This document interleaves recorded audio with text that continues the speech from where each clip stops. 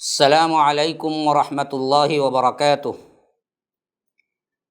بسم اللہ الرحمن الرحیم، الصلاة والسلام علی اشرف الانبیاء والمرسلین نبینا محمد وعلی آلہ وصحبہ اجمعین وعلی من تبعہم بإحسان الی یوم الدین وبعد۔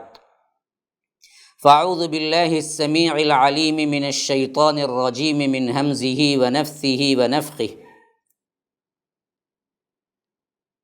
وَلَقَدْ آتَيْنَا مُوسَى الْكِتَابَ وَقَفَّيْنَا مِن بَعْدِهِ بِالرُّسُلِ وَآتَيْنَا عِيسَى ابْنَ مَرْيَمَ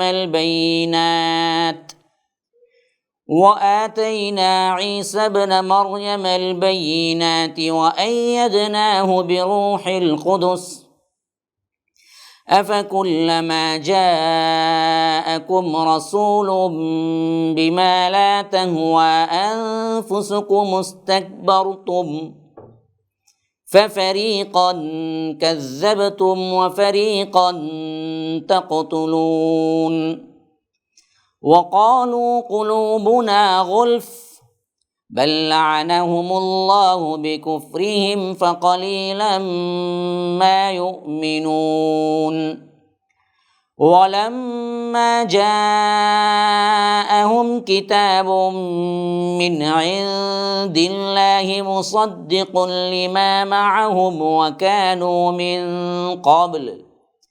وَكَانُوا مِن قَبْلُ يَسْتَفْتِحُونَ عَلَى الَّذِينَ كَفَرُوا فَلَمَّا جَاءَهُم مَّا عَرَفُوا كَفَرُوا بِهِ فَلَعْنَةُ اللَّهِ عَلَى الْكَافِرِينَ۔ اللهم أرنا الحق حقا وارزقنا اتباعه وأرنا الباطل باطلا وارزقنا اجتنابه۔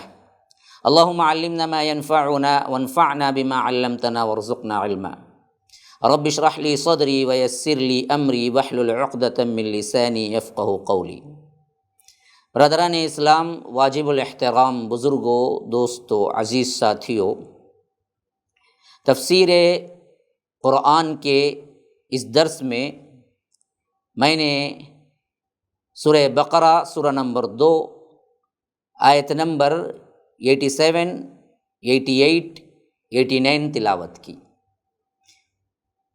اور 87 کا ترجمہ اس سے پہلے میں کر چکا، اور اس کی تشریح بھی میں ایک حد تک کر چکا ہوں، تھوڑا سا باقی ہے، اسی واسطے میں نے اس کی تلاوت بھی کر دی۔ فرمایا رب العزت نے کہ ہم نے موسیٰ علیہ السلام کو کتاب دے کر بھیجا، اور پے در پہ ان کے بعد رسول بھیجے، اور عیسیٰ ابن مریم کو روشن نشانیاں اور اس کے ساتھ ساتھ جبرائیل علیہ السلام کی مدد بھی کی، جبرائیل علیہ السلام کے ساتھ ان کی مدد کی، روح القدس سے ان کی خاص تائید کی۔ لیکن اے بنی اسرائیل، تمہارا مسئلہ یہ رہا کہ جب کبھی بھی رسول آیا تم میں اور تمہارے خواہشات نفس کے مطابق وہ باتیں نہیں تھی، شریعت کی باتیں تم پر گراں گزری، بدبختوں نے تمہیں کیا ہے، شریعت کی باتوں پر تم ایمان نہیں لائے، عمل نہیں کیے، تمہاری خواہشوں کے مطابق نہیں ہوا، تو تم نے تکبر کیا اور ایک فریق کو تم نے جھٹلا دیا، انبیاء کی ایک جماعت کو تم قتل کرتے رہے۔ تقتلون صیغہ مضارع کے اس صیغے میں دو باتیں ہیں، ایک تو یہ کہ تم نے ماضی میں قتل کرتے رہے، ایک یہ کہ اب بھی وہی روش ہے، جب یہ آیت اتر رہی ہے اب بھی اللہ کے رسول صلی اللہ علیہ وسلم کے قتل کے بھی تم سازشیں بنا رہے ہو، اور بنایا تھا باقاعدہ بدبختوں نے۔ اسی واسطے ہم کو معلوم ہے کہ اللہ کے رسول صلی اللہ علیہ وسلم کے وفات کا آخری وقت تھا، تو اللہ کے رسول صلی اللہ علیہ وسلم نے فرمایا اس یہودن کے زہر کا اثر ہے جو گوشت میں وہ ملا کے ایک مرتبہ اللہ کے رسول صلی اللہ علیہ وسلم کی دعوت کروائی تھی۔ صاف اللہ کے رسول صلی اللہ علیہ وسلم کو زہر دینے کی کوشش کیجیے، زہر دینے کی کوشش میں اگر یہ کامیاب ہو جاتی تو وہی روش ہوتی۔ اللہ تبارک و تعالی رسول کی حفاظت کرنے والا تھا، اس واسطے ناکام، لیکن ان لوگوں نے اپنے طور پر تو پوری کوشش کی، یہودن نے یہاں زہر دینے کی کوشش کی، ایک مرتبہ اللہ کے رسول پر چٹان گرا کر قتل کرنے کی کوشش کی، نعوذ باللہ ثم نعوذ باللہ۔ تبوک کے واقعے میں ڈھاٹا باندھ کر اپنے چہروں کو چھپا کر قتل کرنے کی کوشش کی ان یہودیوں نے۔ تو وہ روش جو تھی وہ ماضی میں بھی تمہاری کیا تھی، تسلسل کے ساتھ جاری تھی اور اب بھی ہے۔ یہی روش امت مسلمہ میں بھی بعد میں داخل ہو گئی۔ علماء سوء اور جو گمراہ فرقے تھے ان لوگوں نے ہمیشہ مصلحین کے ساتھ یہی کام کیا، یا نہیں تو کیا ہے، حکومتوں کے دباؤ لے کر، حکومتوں کی طرف سے دباؤ لے آ کر سنگین ترین الزامات عائد کر کے انہیں بدنام کیا، یا نہیں تو اس طرح کیا ہے قتل کرنے کی بھی سازش کی۔ ہماری تاریخ بھی کیا ہے، بہت سے صلحاء کے قتل اور بہت سے داعین کے قتل سے بھری ہوئی ہے۔ تو یاد رکھیے یہ آیت اس ضمن میں خاص ہے کہ اس سے ہمیں نصیحت ملتی ہے کہ ہمیشہ سے برے لوگ، شریعت کو نہیں ماننے والے لوگ، ناہنجار لوگ، گنہگار لوگ، ان کی روش یہی رہی ہے کہ مصلحین کا وہ قتل کرتے تھے۔ اس وقت انبیاء تھے، کیونکہ اب انبیاء نہیں آ سکتے۔ اور اس ضمن میں نے یہ بات بھی آپ کے سامنے رکھی کہ یہ لوگ اس حد تک گئے گزرے تھے کہ بڑے بڑے انبیاء جن کے زہد و ورع کا سب سے بڑا معیار تھا، ایسوں کو بھی قتل کرنے سے نہیں چوکے۔ جیسا کہ حضرت یحییٰ کا قتل، حضرت زکریا کا قتل، جب انہوں نے دعوت دی، اس وقت کا جو سردار تھا، جو بادشاہ تھا، وہ بدبخت حضرت یحییٰ کو قتل کر کے ایک کنیز کی بات، ایک ڈانسر کی بات، دراصل یوں ایک رقاصہ کی بات پر حضرت یحییٰ کو قتل کر کے سر پیش کیا۔ وجہ اس کی یہ تھی کہ یہ اپنے ہی محرم رشتہ دار سے شادی کرنا چاہا تھا اور حضرت یحییٰ علیہ السلام نے انہیں روکا تھا۔ اس واسطے صرف بدبخت نے ایک مجلس میں ایک رقاصہ جب رقص کر رہی تھی، ڈانس کر رہی تھی، اور جب اس ڈانس سے وہ خوش ہو گیا تو اس نے پوچھا مانگ کیا مانگتی ہو؟ تو اس بدبخت نے کہا کہ مجھے یحییٰ کا سر لا دو۔ اس کے کہنے پر حضرت یحییٰ کو قتل کر کے سر اس نے تش میں رکھ کے پیش کیا۔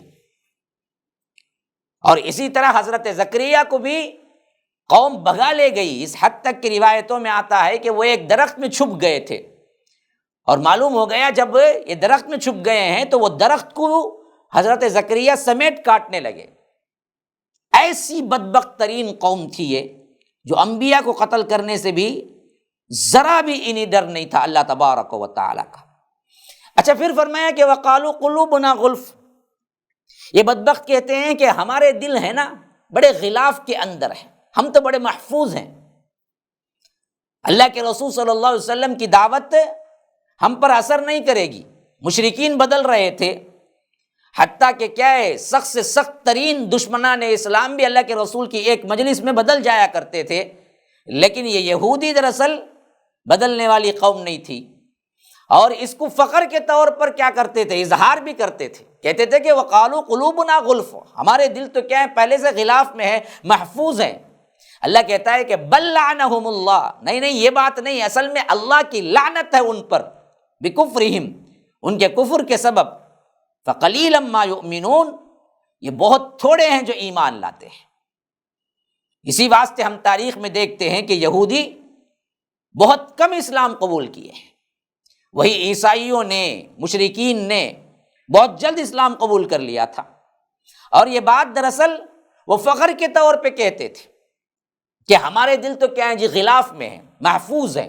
اور آج بھی امت مسلمہ کے اندر بہت سے ایسے لوگ ہیں جو یہ کہتے ہوئے نظر آئیں گے کہ لاکھ انہیں کتاب و سنت سمجھائی جائے، لاکھ انہیں دلائل دیے جائیں، صاف کہتے ہیں مولوی صاحب آپ کی بات نہیں چلے گی، ہمارے پیروں کی بات چلے گی، ہم آپ کی کچھ نہیں مانتے، ہم تو کیا محفوظ ہیں۔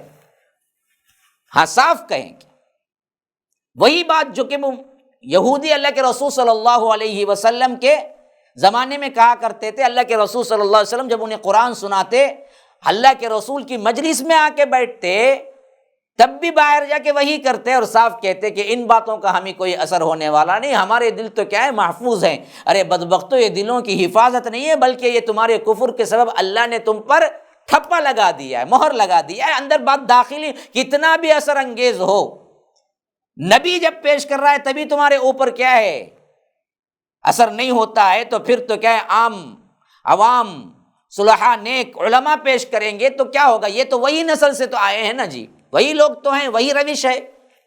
تو جو لوگ پہلے سے تہیہ کر لیتے ہیں ہمیں دلائل نہیں چاہیے، ہمارا مرید جو بولے گا، ہمارا پیر جو بولے گا، ہمارا فرقہ جو بولے گا، خواہ وہ ضلالت پر ہو، خواہ وہ گمراہی پر ہو، خواہ وہ کیا ہے بالکل گرے ہوئے اعتقادات کا ہو، ہمیں اس سے کوئی لینا دینا نہیں ہے۔ ہمیں تو کیا ہے صرف اپنی بات ماننی ہے، اپنے لوگوں کی ماننی ہے۔ یہ طے کر کے جو بیٹھے ہیں نا ان کو کبھی ہدایت نہیں ملتی۔ اللہ تبارک و تعالیٰ ان کے اس قول کے سبب اللہ تبارک و تعالیٰ کہتا ہے کہ ہم نے ان پر لعنت کر دی، وہ ایمان لانے والے نہیں ہیں، بہت کم ایمان لا سکتے ہیں اور بہت کم ایمان لائے۔ پھر فرمایا وَلَمَّا جَاءَهُمْ كِتَابٌ مِّنْ عِنْدِ اللَّهِ، جب تمہارے پاس اللہ تبارک و تعالیٰ کی طرف سے کتاب آ گئی، یعنی قرآن، مصدقا لما معہم، تصدیق کرتے ہوئے جو تمہارے سامنے ہے، یعنی تورات اور انجیل کی۔ قرآن دراصل کیا تورات انجیل کی تصدیق کرتا ہوا آیا، انکار کرتا ہوا نہیں آیا۔ وہ تو دراصل کیا پروف دے رہا تھا کہ وہ بھی اللہ تبارک و تعالیٰ کی طرف سے نازل ہوئی کتابیں ہیں۔ اور تمہارا حال کیا تھا اس کتاب کے آنے سے پہلے، اس نبی کے آنے سے پہلے؟ وَكَانُوا مِن قَبْلُ يَسْتَفْتِحُونَ عَلَى الَّذِينَ كَفَرُوا، کہ تم لوگ اس سے قبل اسی نبی سے، اسی نبی کے انتظار میں، اسی نبی کے لیے دعائیں کرتے تھے کہ ان کے ساتھ مل کر ہم بھی کیا کریں گے، تم سب کو فتح کر لیں گے۔ تمہارے لحاظ سے ان لوگوں کا جو معاملہ تھا، جو یہود جہاں بستے تھے مدینے کے اندر، جب ان میں لڑائیاں ہو جاتی تھی مدینے والوں میں بھی یہودیوں میں، تو وہ خاص طور پر یہی بات ان کو کیا ہے ڈرا کے کہتے تھے، کافروں پر فتح کی دعائیں مانگتے ہوئے کہ اب ہمارا ایک رسول آنے والا ہے، بس وہ آ جائے تو دیکھو تمہاری کس طرح ہم کیا ہیں شکست دیتے ہیں، تمہیں نیست و نابود کرتے ہیں۔ فتح کی دعائیں مانگا کرتے تھے تم کافروں پر، اسی رسول کے ذریعے، اسی رسول کے لیے انتظار میں تھے۔ تو جس چیز کو تم جانتے تھے خوب، یعنی قرآن اور اللہ کے رسول کی نشانیاں، جب وہ آ گئی تو فرمایا فَلَمَّا جَاءَهُم مَّا عَرَفُوا، جب آ گئی کتاب قرآن اللہ کے رسول آ گئے اور تم نے جان بھی لیا، کفروا بہ، انکار کر بیٹھے، فلعنۃ اللہ علی الکافرین، ایسے کافروں پر اللہ کی لعنت ہو، بدبختو۔ آپ کو معلوم ہونا چاہیے وہ ماحول جب یہ آیت اتر رہی تھی اور کس پس منظر میں اتر رہی تھی۔ یہودیوں کے 3 قبیلے تھے، بنو قینقاع، بنو نذیر، بنو قریظہ۔ اس کے بالمقابل یہ دراصل آباد ہوئے تھے مدینے میں آ کر، یہ اصل مدینے کے شہر کے افراد نہیں تھے، ان کی اپنی بستیاں کچھ اور تھی، یہ آباد ہوئے مدینے میں آ کر۔ لیکن وہاں کے نسلی باشندے جو تھے، جو مدینے کے، ان کے 2 قبیلے تھے، اوس اور خزرج۔ اب یہ پہلے سے کیا ہے کمزور، ڈرپک، سرمایہ دارانہ ذہنیت رکھنے والے بدبخت تھے، بہادری ان کو نام کی بھی نہیں تھی۔ تو اس واسطے دراصل کبھی کبھار جھڑپیں ہو جاتی تھی ان لوگوں کی، تو یہ لوگ شکست بھی کھاتے، مار بھی کھاتے۔ تو ایسے وقت میں یہ لوگ کہا کرتے آج تو ہم نے کیا شکست کھا لی تم سے، آج تو ہم نے کیا مار کھا لی، لیکن اب قریب میں نبی آنے والے ہیں ہمارے، جب وہ آ جائیں گے تو ان کے ذریعے اللہ ہمیں فتح دے گا ضرور، تو ہم فتح کی دعائیں کیا کرتے ہیں۔ اور یہ باتیں اتنی عام تھی، اتنی عام تھی کہ مدینے کے افراد اچھی طرح جانتے تھے۔ اسی واسطے ہم دیکھتے ہیں سیرت نبوی میں نے واقعہ سیرت کے اس میں بیان بھی کیا تھا درس میں کہ 11 نبوت میں سب سے پہلے 6 افراد جو اسلام قبول کیے مدینے کے، 11 نبوت کے حج میں اللہ کے رسول صلی اللہ علیہ وسلم جب ان سے کہا کہ میں نبی ہوں، تو ایک دوسرے سے وہ کنکھیوں سے دیکھے اور کہا کہ شاید یہ وہی نبی تو نہیں ہے جن کے لیے یہودی کہتے ہیں کہ یہ آنے کے بعد ہم پر فتح پالیں گے، ہم کو ماریں گے، کہیں یہ وہی نبی تو نہیں ہے؟ کیوں نہ وہ قبول کرنے سے پہلے ہم اسلام قبول کر کے نبی کے پیرو بن جائیں اور نبی کے امتی بن جائیں، یہ کہہ کے انہوں نے سب سے پہلے اسلام قبول کیا تھا۔ یہ واقعہ بڑے نوٹ کرنے کے قابل ہے۔ تو اتنا یہ اظہار کرتے تھے کہ نبی آنے والے ہیں، نبی آنے، کیونکہ نشانیوں کے طور پر وہ وقت ان کو قریب آ چکا تھا، فترے کا زمانہ تقریباً 600 سال کا ہو چکا تھا، معلوم تھا کوئی بھی نبی نہیں آئے گا، درمیان میں فترے کا زمانہ ہوگا تو اس زمانے کے بعد نبی آئے گا۔ تو اللہ تبارک و تعالیٰ کہتا ہے کہ تم تو کیا پہلے سے تیار بیٹھے تھے، سوچ رہے تھے، دعائیں مانگا کرتے کہ نبی، اے اللہ نبی کو جلدی سے بھیج۔ اب یہاں پر بدبخت تعویل کرنے والے بعض کیا ہیں، بریلوی کیا کیے ہیں، دیکھو یہاں پر یہودی وسیلہ لیتے تھے اللہ کے رسول کا، اللہ کے رسول آنے سے پہلے، اگر ہم بعد میں لیں تو کیا ہے، یہاں لفظ وسیلے کا کوئی لفظ ہی آیا نہیں ہے، یاد رکھ لیجئے۔ یہاں اللہ کے رسول کے وسیلے کو مانگنے کی کوئی دلیل نہیں ملتی۔ یہاں اللہ جو کہہ رہا ہے اس کا مطلب یہ ہے کہ من قبل یستفتحون علی الذی، فتح کی دعائیں کیا کرتے تھے اس سے پہلے، کافروں پر فتح کی دعائیں مانگا کرتے تھے۔ مطلب کیا ہے، اس نبی کے ساتھ ہم مل کر لڑیں گے اور اس نبی کے لیے اللہ نے جو فتحیں رکھی ہیں، جو آ کر فتوحات رکھی ہیں، وہ ہم کو ملیں گی۔ وہاں سرے سے سوال ہی نہیں ہے کہ وہ دعا میں اللہ کے رسول کے ذریعے ہماری دعا کو قبول کر، اور اللہ کے رسول کے وسیلے سے ہماری دعا کو قبول کر، وہ کہتے بدبخت اللہ کے رسول آنے کے بعد انہوں نے مانا تک نہیں تو وسیلہ کہاں سے؟ تو یاد رکھیے اس طرح غلط تعویلات کر کے مسلمانوں کو بہکاتے ہیں۔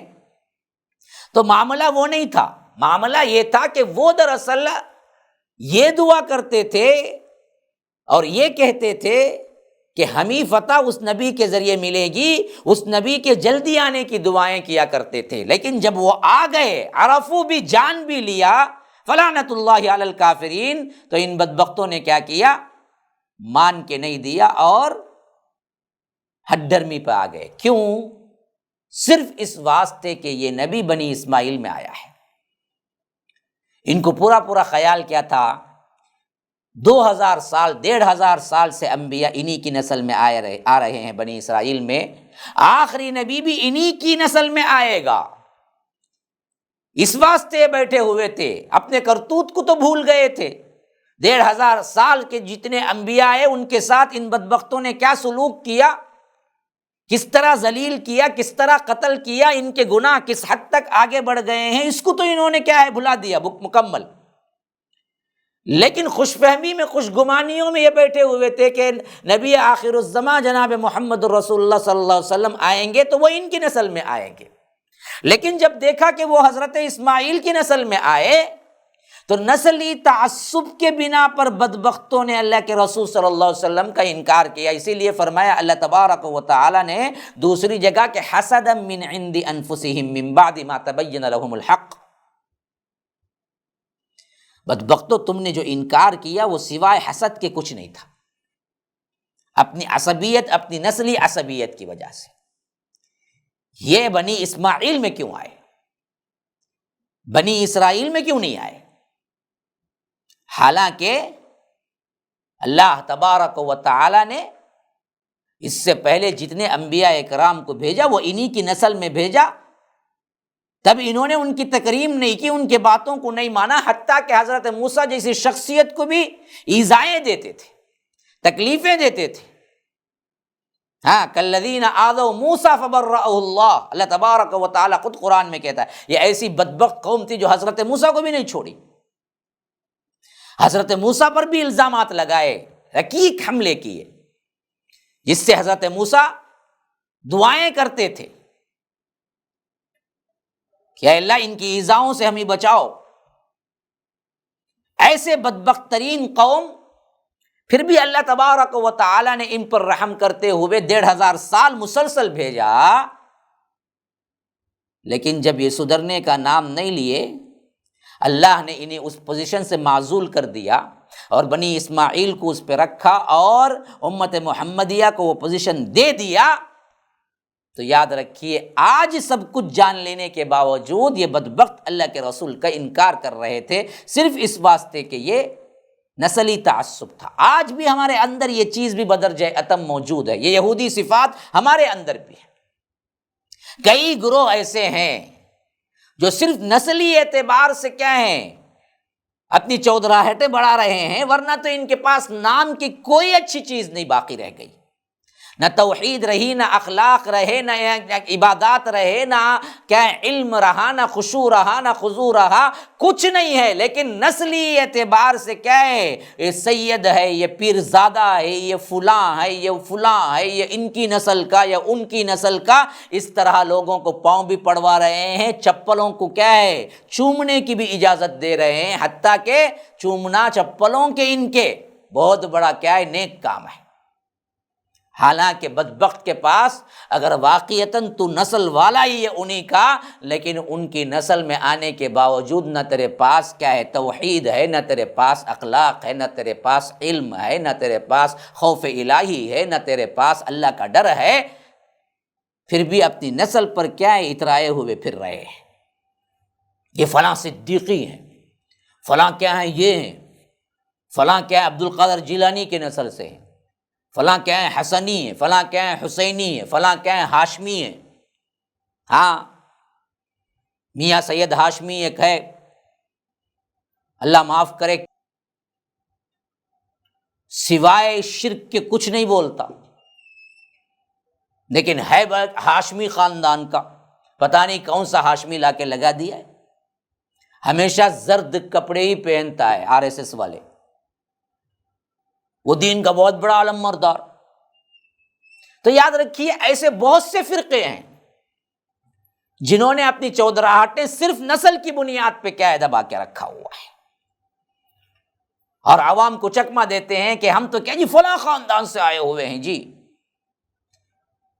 فلاں کا یہ مرتبہ تھا، ان کا تھا۔ اگر تو پہلے تو جعلی ہوتے ہیں بہت سے، اگر نہیں واقعتاً بھی تھا، لیکن اب تیرے پاس کیا ہے، تیرے پاس شرک کے علاوہ کچھ نہیں ہے، موضوع روایتوں کے علاوہ کچھ نہیں ہے، گالیوں کے علاوہ کچھ نہیں ہے، لوگوں کی کیا ہے مار مار کے، ان کے اوپر ظلم کر کے، ان کے پیسے لے کے، ان کے چڑھاوے لے کے کھانے کے علاوہ کچھ نہیں ہے تیرے پاس کام،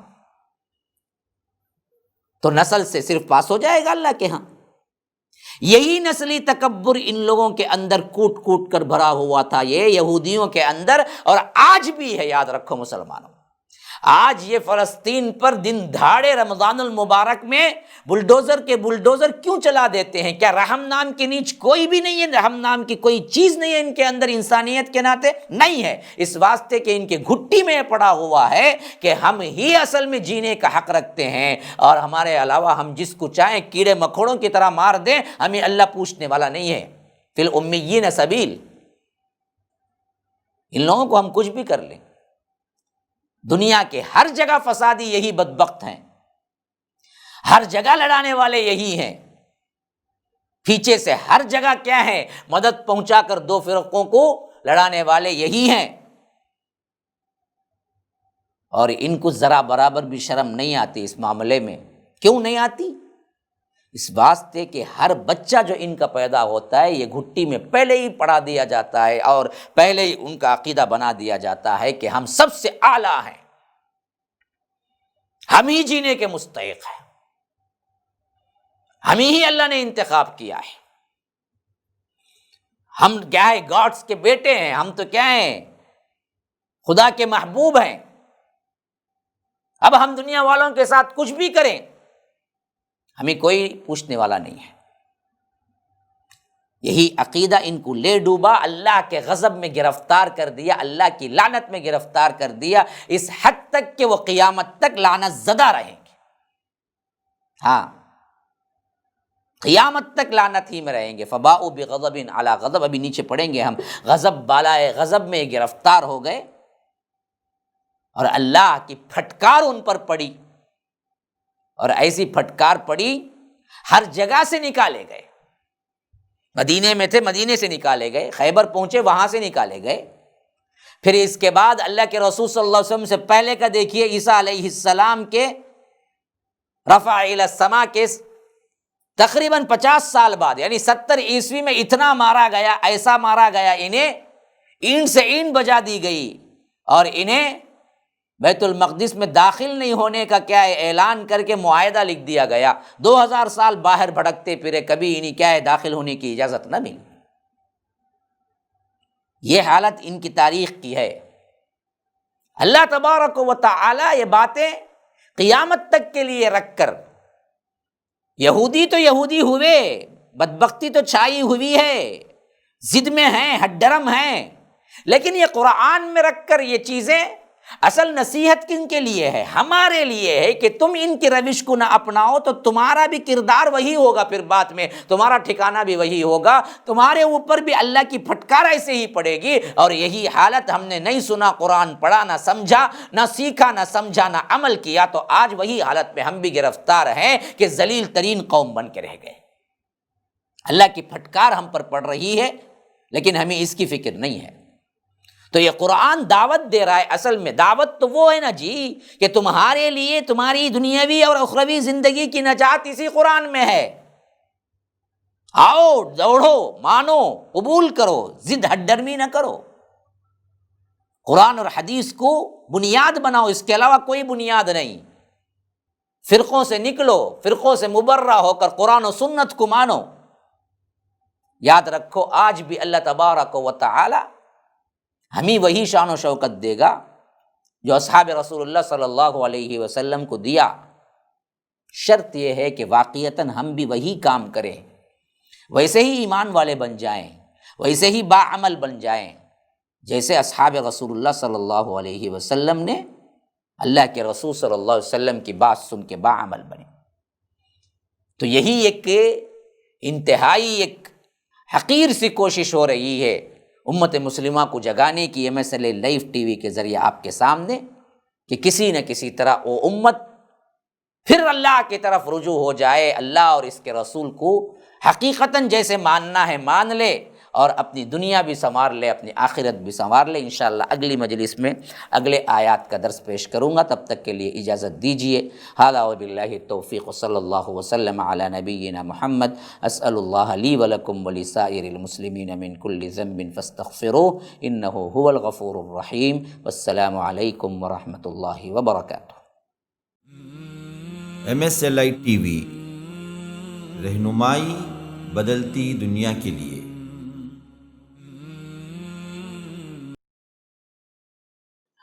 السلام علیکم ورحمۃ اللہ وبرکاتہ۔ الحمد للہ رب العالمین، الصلاة والسلام علی اشرف الانبیاء والمرسلین، نبینا محمد وعلی آلہ وصحبہ اجمعین، وعلی من تبعہم بإحسان الی یوم الدین، وبعد۔ برادران اسلام، واجب الاحترام بزرگوں، دوستوں، عزیز ساتھیوں، لائق احترام ماؤں اور بہنوں، خصوصاً اس لائیو ٹی وی کو دیکھنے والے ناظرین اور سامعین، اور وہ طالب علم جو ان عناوین پر جو میں گفتگو کر رہا ہوں اس کے ذریعے سے اپنے علم کو اضافہ کرنے کے لیے، علم حاصل کرنے کے لیے شوق و ذوق سے اس کا انتظار کر کے جو دیکھنے والے ہیں، ان سب کو میں خطاب کرتے ہوئے حدیث جو امام بخاری رحمہ اللہ نے تصنیف کی درس بخاری کا آغاز کر رہا ہوں۔ اللہ کے نام کے ساتھ جو حدیث ہم نے ابھی پڑھی گزشتہ کے درس میں، وہ 30 نمبر کی حدیث میں نے بتایا تھا کہ امام بخاری رحمہ اللہ عنوان کے تحت اس حدیث کو لائے ہیں، اور عنوان کیا باندھا؟ بعض کام جاہلیت کے بھی ہوتے ہیں، لیکن اس سے انسان کافر نہیں ہوتا۔ اور اس کی دلیل میں انہوں نے شرح ہی میں نیچے حدیث لانے سے پہلے ایک ٹکڑا دلیل کے طور پہ لائے تھے۔ وہ ٹکڑا تھا اِنَّکَ امْرُؤٌ فِیکَ جاہلیہ۔ حضرت ابو ذر سے اللہ کے رسول نے فرمایا کہ ابھی تک تمہارے اندر جاہلیت کی بو پائی جاتی ہے، یعنی ایک ایسا کام حضرت ابو ذر نے کر دیا تھا جس میں اللہ کے رسول نے یہ کہا۔ اب حدیث لا رہے ہیں وہ پورا واقعہ، کیوں اللہ کے رسول نے حضرت ابو ذر سے ایسا کہا۔ وہی حدیث ہم آج اپنے درس میں پڑھیں گے، 31ویں حدیث کتاب الایمان کے اندر جو لائے ہیں حضرت امام بخاری رحمہ اللہ، اور اس باب کے تحت کہ جاہلیت کے بعض کام جاہلیت کے بھی ہوتے ہیں۔ حدیث کیسی ہے؟ حدیث کچھ اس طرح ہے، فرمایا کہ حدثنا سلیمان بن حرب قال حدثنا شعبہ عن واصل الاحدب عن المعمور قال لقيت ابا ذر بالربذة وعليه حلة وعلى غلامه حلة فسألته عن ذلك فقال إني سأبيت رجلا فعيرته بأمه فقال للنبي صلى الله عليه وسلم يا أبا ذر أعيرته بأمه إنك امرؤ فيك جاهلية إخوانكم خولكم جعلهم الله تحت أيديكم فمن كان أخوه تحت يده فليطعمه مما يأكل وَلْيَلْبَسْهُ مِمَّا يَلْبَسُ وَلَا تُكَلِّفُوهُمْ مَا يَغْلِبُهُمْ فَإِنْ كَلَّفْتُمُوهُمْ فَأَعِينُوهُمْ۔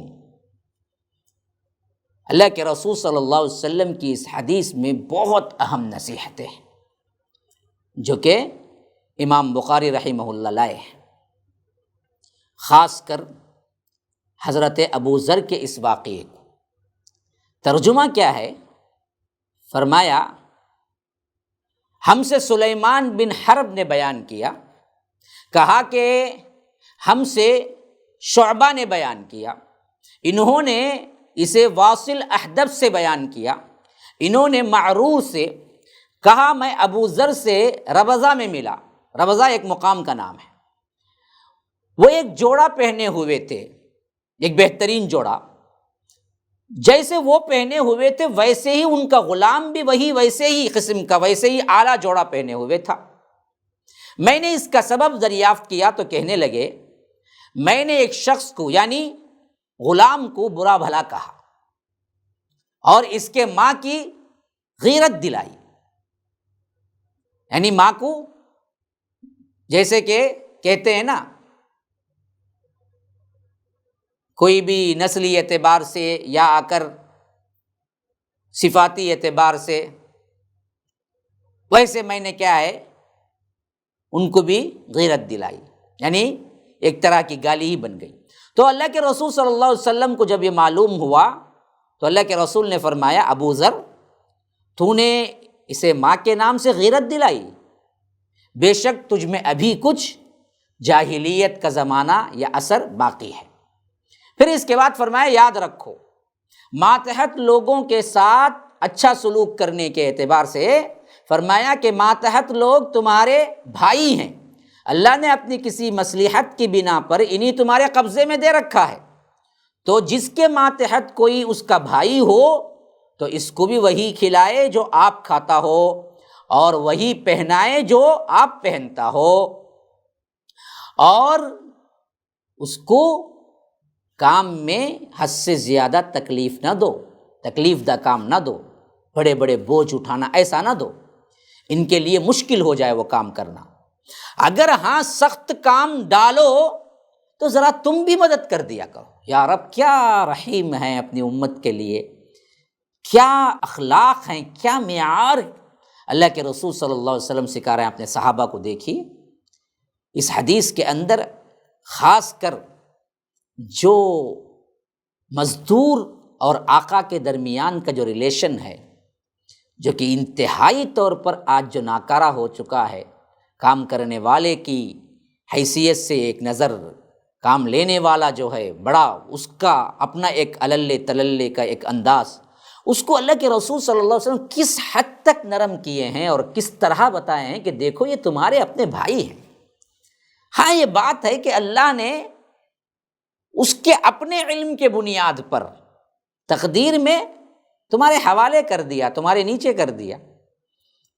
جو اللہ تمہیں ماتحت کر دیا، تم کو بڑا بنایا، وہی اللہ تم کو چھوٹا بنا کر اس کے ماتحت بھی کر سکتا تھا، اور اگلے کر بھی سکتا ہے۔ تو غلاموں اور مزدوروں سے بیجا ان کے اوپر گالیاں یا ان سے بدسلوکی یا ان کو عمدن تکلیف دہ کام نہ دو۔ اگر ایسا دینا پڑے تو بھی خود بھی آگے چل کر مدد کرو۔ حتیٰ کہ وہ دور میں جب کہ غلام کو بکایا جاتا تھا اور غلام ایک انسان کے ناطے بھی قبول کرنے کے لیے کوئی تیار نہیں تھا، بکاؤ مال تھا، جو چاہے آقا اس کے ساتھ سلوک کرے، کوئی عدالت نہیں تھی ان کو وہاں جا کر وہ اپنی فریاد رسی کر سکیں۔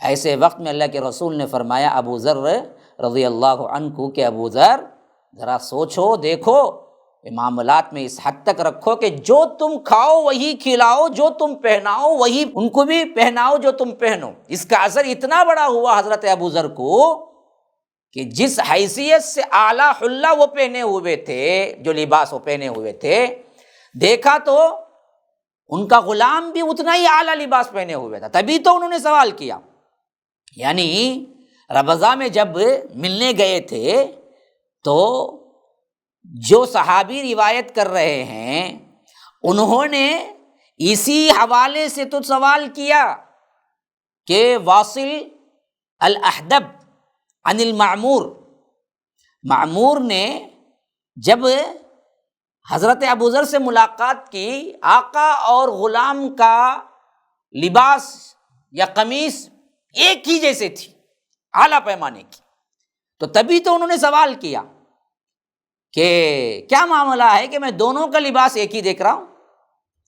تو تب اللہ کے رسول صلی اللہ علیہ وسلم کی اس حدیث کو بیان کرتے ہوئے اللہ تبارک و تعالی قربان جائیے، اللہ ان کو کتنا بڑا مقام دے گا اور کتنا بڑا مقام ہے۔ دیکھیے اس حدیث میں دراصل ان کی اپنی ایک غلطی ہے، وہ غلطی کو چھپانے کے بجائے حدیث کو عام کرنے کا اور اللہ کے رسول کی باتوں کو عام کرنے کا جو جذبہ ہے، وہ جذبہ دیکھیے انہوں نے اپنے آپ کو بھی تج دیا، حالانکہ اللہ کے رسول نے انہیں ڈانٹا اور انہیں کہا کہ تمہارے اندر جاہلیت ہے، جاہلیت کا تھوڑا سا اثر ہے۔ ہم ہوتے تو پہلے کیا کرتے، حدیث بیان ہی نہیں کرتے، کیونکہ ہمیں کیا ہے اس میں ڈانٹ پڑی ہے، لیکن انہوں نے اس کی کوئی پرواہ نہیں کی، صاف اپنا پورا واقعہ بیان کیا۔ کتنے پاک باز لوگ تھے، کتنے ان کا ظاہر اور باطن ایک تھا۔ دیکھیے کس طرح اللہ والے لوگ تھے، ذرا سی ریاکاری نہیں، ذرا سا کیا ہے اپنے آپ میں تکبر نہیں، ذرا سا کیا ہے اندر ایک باہر ایک کا معاملہ نہیں، دنیا داری نہیں۔ کیسے وہ اپنا پورا احوال بیان کر دیا۔ اب آئیے، یہ میں نے خلاصہ بیان کر دیا۔ سب سے پہلے ابو ذر غفاری کون؟ ابو ذر غفاری رضی اللہ عنہ قدیم الاسلام ہے، ہاں سابقون الاولون کے اندر آنے والوں میں، اور اس کے ساتھ ساتھ صحابہ میں بہت بڑے زاہد اور عابد صحابہ میں شمار ہوتا ہے۔ ابو ذر صحابہ میں بھی ان صحابہ میں سب سے بڑا نام ہے جہاں پر زہد اور تقوی اور عبادت آتی ہے۔ ربضہ مدینے سے 3 منازل کے فاصلے پر ایک مقام تھا جہاں پر وہ اس وقت کے لحاظ سے، یعنی حضرت عثمان کے دور مبارک میں جبکہ خلفائے راشدین کا زمانہ تھا، اس وقت محسوس کرتے تھے کہ لوگ دنیا داری میں زیادہ آگے بڑھ گئے ہیں۔ اس وقت اگر آج کا زمانہ دیکھا ہوتا تو کیا کہتے ابو ذر؟ وہ سب سے بہترین زمانہ خلفائے راشدین کے زمانے میں بھی جب وہ لوگوں کو دیکھا کہ اللہ کے رسول کے زمانے سے تھوڑا سا بدل گئے ہیں، تھوڑا سا دنیا داری آ گئی ہے عوام میں، تو انہوں نے کیا کیا، مدینے سے کچھ دور مقام پہ جو ربضہ بول کے تھا وہاں پر جا کے قیام کیا۔ وہیں پر ان کا قیام تھا تو یہ واقعہ پیش آیا۔ بخاری کے اندر ان میں یعنی ان سے جو روایت ہیں پورے 14 روایات، 14 احادیث مروی ہیں، اور جس شخص کو انہوں نے کہا کہ میں نے عار دلائی تھی، میں نے ماں کی گالی دی تھی، جس کو دیکھ کر اللہ کے رسول نے فرمایا، تو وہ بعض دوسری احادیث میں معلوم ہوتا ہے وہ کوئی اور نہیں تھے، وہ حضرت بلال تھے۔ حضرت بلال تھے جو کہ غلام اور خاندان غلام سے تھے اور نچلے طبقہ یوں کہہ لیجئے اس وقت حیثیت سے، اور یہ سردار کے طبقے سے تھے، غفاری قبیلے کے یہ سرداروں میں سے تھے۔ تو انہوں نے ان کے کالا ہونے پر انہیں تانا دیا، یعنی اچانک زبان سے نکل گیا ان کو۔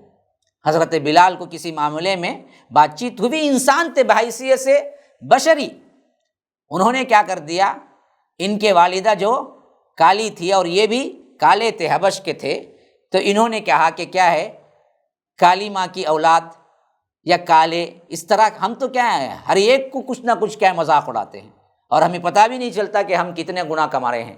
پوری زندگی میں ایک مرتبہ ایسا لفظ نکل گیا، ان کے والدہ کے سیاہ فام ہونے کا ایک طرح سے تانا دیا، جس پر اللہ کے رسول صلی اللہ علیہ وسلم نے فرمایا کہ ابو ذر ابھی تم میں جاہلیت باقی رہے۔ یہ سن کر روایتوں میں آتا ہے کہ حضرت ابو ذر اپنے رخسار کے بل خاک پر لیٹ گئے۔ اس کا اثر جو ہوا حضرت ابو ذر پر، انہوں نے اپنے کلے اٹھا کے کیا کیے، بالکل مٹی پر زمین پر رکھ دیے اور گھسنے لگے اور کہنے لگے کہ بلال میرے رخسار پر پاؤں رکھیں، جب تک آپ میرے رخسار پر میرے کلے پر پاؤں رکھ کے مجھے نہیں دبائیں گے میں مٹی سے نہیں اٹھوں گا۔ یا رب کیا محبت ہے، دیکھو کبھی کبھی کچھ لفظ نکل گیا اور وہ بھی نکلا جو تھا وہ حقیقت بھی تھی، لیکن اللہ کے رسول نے فرمایا کہ ابو ذر تم میں کچھ جاہلیت ہے، تو اس بات کا اتنا اثر ہوا حضرت ابو ذر غفاری قربان جاؤ کہ فوری طور پر اپنی گال کو، اپنے رخسار کو زمین پر رکھ دیا، صرف زمین پہ نہیں رکھا، کہا کہ بلال تم اٹھا کے اپنا پاؤں میرے کلے پہ رکھو، میرے رخسار پہ رکھو، جب تک تم نہیں رکھو گے میں نہیں اٹھاؤں گا، مجھے ذلیل کرو۔ تمہارا راضی ہو جانا سب سے اہم ترین ہے۔ ہاں، ایسا کوئی معافی مانگنے والا آج تک آپ نے دیکھا ہوگا؟ صرف ایک بات اللہ کے رسول کی کہ ابو ذر تم میں ذرا جاہلیت ہے، اتنی ہی بات۔ ہمارے کرتوتوں پر ہزار حدیثیں پیش کیے جائیں، ہزار معاملات پیش کیے جائیں، دیکھو یہ حرام ہے، دیکھو اس میں لعنت کی اللہ کے رسول نے، پھر بھی ہم بدلتے نہیں۔ کسی دو افراد کی لڑائی ہو گئی، اچھی طرح معلوم ہو گیا کہ ہم ہی ظالم ہیں، ہم ہی خطا کیے، پھر بھی معافی مانگنے پہ کبھی تیار نہیں ہوتا۔ 10-15 لوگ آ کے بھی سمجھائے بھائی جب معافی مانگ لو، دیکھو غلطی تمہاری ہے، میں کیوں مانگوں معافی؟ یہ ہماری حالت۔ صحابہ کتنے پاک باز تھے، ان کے اخلاق کتنے بلند تھے، ان کے دل کتنے صاف تھے، بلا کسی نیت کے کچھ نکل گیا، اے کالے کہہ دیا یا کالی ماں کے بیٹے کہہ دیا، بس اس پر اللہ کے رسول نے کہا کہ یہ بات جاہلیت میں سے ہے، تم نے ماں کی غیرت دلائی۔ یہ کہنا تھا کہ حضرت ابو ذر اپنے رخسار زمین پہ رکھ دیے اور کہا کہ اس رخسار پر تم اپنا پاؤں رکھو، ایسی معافی کوئی مانگے گا؟ یہ اللہ کے رسول صلی اللہ علیہ وسلم کی تربیت کا نتیجہ تھا۔ ایسے تربیت یافتہ لوگوں کو بدبختوں نے کیا ہے گالیاں دی اور صحابہ کے شان میں گستاخیاں کرتے ہیں، تو اللہ ان کو معاف کرے گا۔ تو یاد رکھیے بہت بڑا عذاب ہے ان بدبختوں کو جو صحابہ کے شان میں گستاخیاں کرتے ہیں۔ اب امام بخاری رحمہ اللہ اس حدیث کو لا کر اصل مقصود کیا ہے؟ مقصود یہ ہے کہ ابو ذر کو آپ نے تنبیہ فرمائی رضی اللہ عنہ، یہ کہا کہ جاہلیت کا کچھ اثر ہے لیکن یہ نہیں کہا کہ تم نے گناہ کر کے کافر ہو گئے، نعوذ باللہ، ایمان سے خارج نہیں کیا، بلکہ اتنا کہا کہ کچھ اثر ہے۔ تو ثابت کیا ہوا؟ بڑے گناہ ہوں یا چھوٹے گناہ ہوں، اس کے ارتکاب سے مسلمان کافر ہرگز بھی نہیں ہوتا سوائے شرک کے۔ چھوٹے بڑے گناہ جو بھی ہوں، جو گناہ بھی ہوں، اس سے وہ اسلام پر ہی رہتا ہے، خواہ وہ جہنم میں بھی جائے تو اپنے برائی کا حصہ جتنا ہے وہ پا کے پھر جنت چلا جائے، یہ بتلانا تھا۔ اور تردید کس کی کرنی تھی؟ معتزلہ کی اور خوارج کی، جن کا عقیدہ اس وقت یہ بن گیا تھا کہ جو کوئی بھی بڑا گناہ کرے گا اس کو اللہ تبارک و تعالی ہمیشہ جہنم میں ڈال دے گا، وہ کافر ہو جائے گا۔ ہاں، اگر کوئی شخص معصیت کا ارتکاب کرے اور اسے حلال جان کر کرے تو وہ کفر کے دائرے میں آ جاتا ہے، اور اس کا کفر وہ بھی جو حلال جان کے کرتا ہے وہ واضح بھی ہو جائے پھر تو وہ کافر ہوتا ہے۔ جیسے کوئی دراصل زنا کرے تو یاد رکھیے وہ کافر نہیں ہوگا، لیکن کوئی کہتا ہے کہ زنا دراصل حرام ہی نہیں ہے تو کافر ہو جائے گا۔ کوئی شراب پیے تو کافر نہیں ہوگا، لیکن کوئی کہتا ہے کہ شراب حرام ہی نہیں سمجھتا میں، تو یاد رکھیے کافر ہو جائے گا۔ تو اس حیثیت سے کوئی دراصل یہ کہے کہ اس کو میں حلال سمجھتا ہوں اور یہ میرے نزدیک حرام ہی نہیں ہے، تو وہاں جا کے کافر ہوتا ہے۔ خالی عمل کر لینے سے کافر نہیں، بلکہ وہ گناہ میں داخل ہے، یہ بتلانا مقصود ہے۔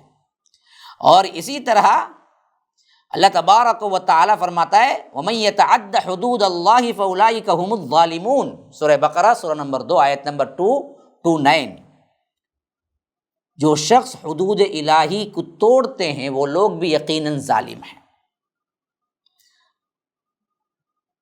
تو یاد رکھیے یہاں پر بھی جو بات آئی ہے وہ حدود الہی کو توڑنے پر جو ظلم ہے، وہ ظلم اس ظلم سے جو شرک کا ظلم ہے اس سے چھوٹا ہے، لیکن جو حدود الہی کو توڑتے وقت صاف طور پر اعلان کر کے کہ اس کا حلال بھی ہے، اسے میں گناہ ہی نہیں سمجھتا، تو وہ اصل میں کیا ہے؟ کفر، بڑا کفر قرار دیا جائے گا۔ تو یاد رکھیے شیطان کو اس کے فعل پر جب نادم ہونا تھا نہیں ہوا، تب کہیں جا کے وہ پرماننٹ جہنمی بنا۔ تو یہ مقام بھی سمجھنے کا ایک ہے، یہ مثال پیش کی جا سکتی ہے کہ جس نے اللہ کی نافرمانی کی اور اس نافرمانی پر ضد اور حد درمی سے قائم ہو گیا تو مردود قرار دیا گیا، معافی مانگ لی تو یاد رکھیے پھر تو کیا ہے؟ وہ واپس اپنے ایمان میں آ جاتا ہے۔ تو یہ چیز جو سب سے اہم ترین ہے، یہ نکات ذہن میں رکھتے ہوئے ہم کو ایک مرتبہ اس حدیث کے الفاظ پر پھر غور کرنا ہے کہ اللہ کے رسول صلی اللہ علیہ وسلم نے کیا کہا اور ہم کو کس کس چیزوں سے اس میں بچنا ہے۔ دیکھیے میں یہاں پر تحت اللفظ ترجمہ کر دیتا ہوں۔ حدثنا سلیمان بن حرب، سلیمان بن حرب سے روایت، قال وہ کہتے ہیں حدثنا شعبہ عن واصل الاحدب عن المعموری قال لقیت ابا ذر، واصل بن احزب سے روایت، وہ معرور سے، وہ کہتے ہیں میں نے ملاقات کی ابو ذر رضی اللہ عنہ سے بالربضہ، ربضہ کے مقام پر جو مدینے سے 3 میل دور ہے، وعلیہ حلۃ وعلی غلامہ حلۃ، ان کے اوپر ایک حلہ تھا، ایک بہترین لباس تھا، ایک جوڑا تھا، وہی جوڑا ان کے غلام پر بھی تھا۔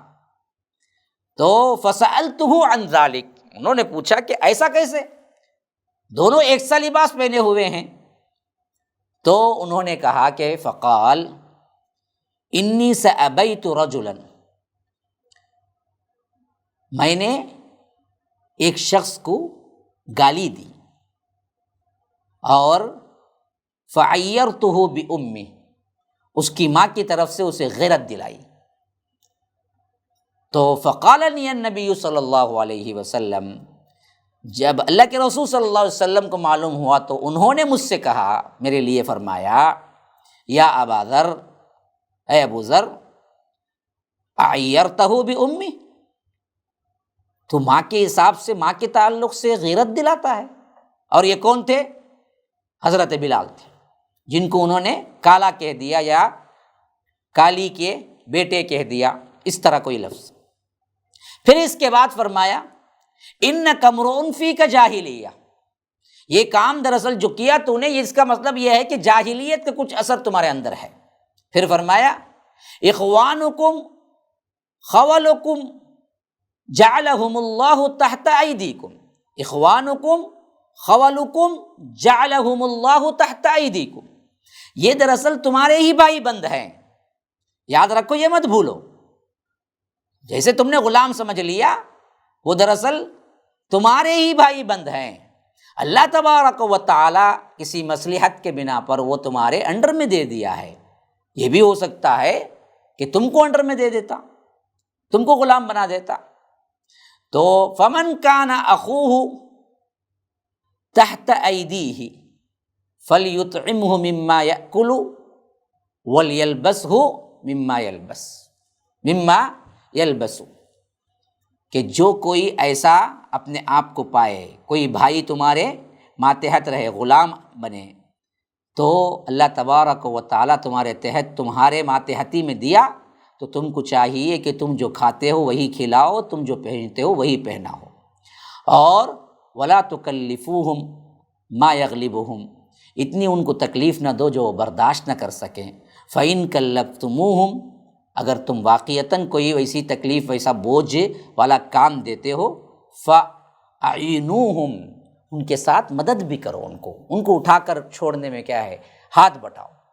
یہ ہے غلاموں کا سلوک جو اللہ کے رسول نے فرمایا، اور ہم کو ہر معاملے میں دیکھنا چاہیے۔ آج اللہ نے ہمیں کچھ دیا ہے، کچھ بڑا بنا دیا ہے، کچھ ماتحتی میں لوگ ہیں، تو ان کے ساتھ یہ کام ہم کر رہے ہیں یا نہیں، یہ دیکھنا چاہیے۔ کہیں ہم گالی نہیں دیتے، کبھی اسے ستانے کے لیے اس کے قبیلے کو یا اس کے خاندان کو یا اس کے رنگ کو آڑ نہ بناتے۔ اگر بنائے تو یاد رکھو یہ جاہلیت کے معاملوں سے ہے، بڑے گناہوں میں سے ہے، ڈرنا چاہیے ایسے لوگوں کو۔ ھذا وباللہ التوفیق، صلی اللہ وسلم علی نبینا محمد۔ اسأل اللہ لی ولکم ولسائر المسلمین من کل ذنب فاستغفروہ انہ هو الغفور الرحیم۔ السلام علیکم ورحمۃ اللہ وبرکاتہ۔ MSLI TV، رہنمائی بدلتی دنیا کے لیے۔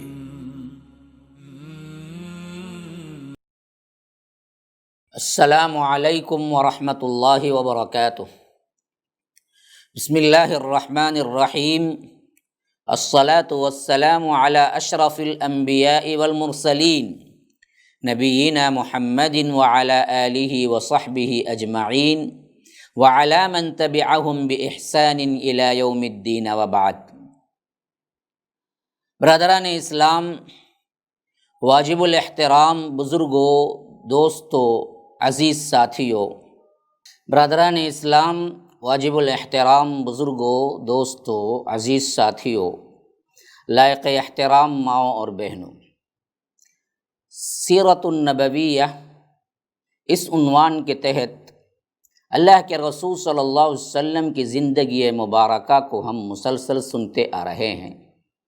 گزشتہ کے درس میں آپ کے سامنے میں نے بتایا تھا کہ کس طرح اللہ کے رسول صلی اللہ علیہ وسلم مدینے میں داخل ہوئے، داخل ہوتے وقت کیا واقعات پیش آئے، انصار کس طرح والہانہ محبت سے اللہ کے رسول صلی اللہ علیہ وسلم کا استقبال کیا، یہاں تک کہ ہر آدمی کی تمنا تھی کہ کاش کہ اللہ کے رسول صلی اللہ علیہ وسلم میرے گھر مہمان بنتے، لیکن اللہ کے رسول صلی اللہ علیہ وسلم نے فرما دیا تھا کہ اونٹنی کو چھوڑ دو، کیونکہ یہ فَإِنَّهَا مَأْمُورَةٌ، اللہ کے طرف سے یہ معمور کی گئی ہے، یہ جہاں بیٹھے گی وہیں پر میں قیام کروں گا۔ اور اونٹنی مسلسل چلتی چلتی چلتی وہیں بیٹھ گئی جہاں پر آج مسجد نبوی ہے۔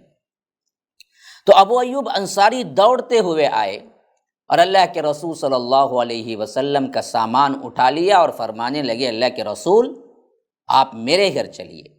اس واقعے کی روداد اماں عائشہ رضی اللہ عنہا بیان کرتی ہیں کہ اللہ کے رسول صلی اللہ علیہ وسلم جیسے ہی تشریف لائے مدینے کے اندر تو حضرت ابو بکر صدیق اور حضرت بلال کو سخت بخار نے آ لیا۔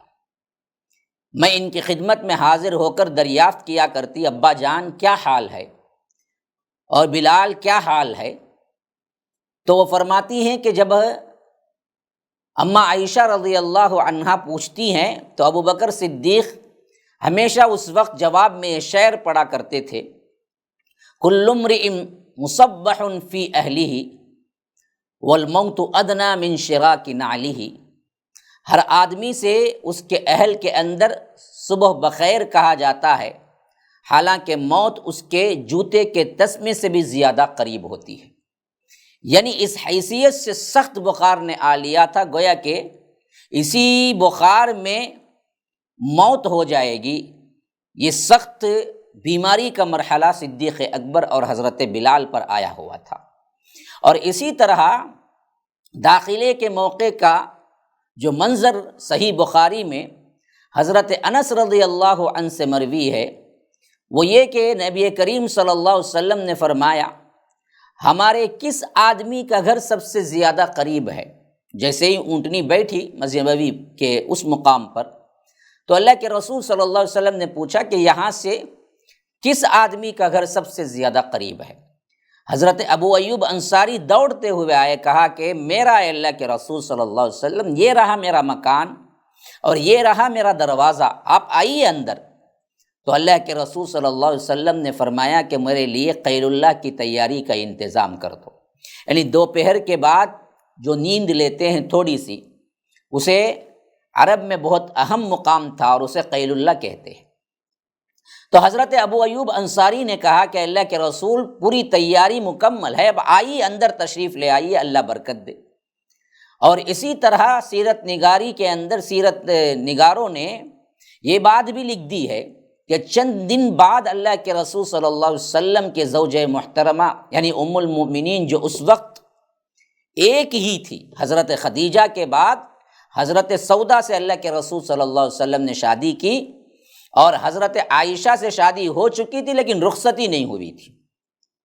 تو آپ کے ساتھ جو رہ رہی تھی اس وقت وہ صرف ایک ہی تھی، حضرت سودا۔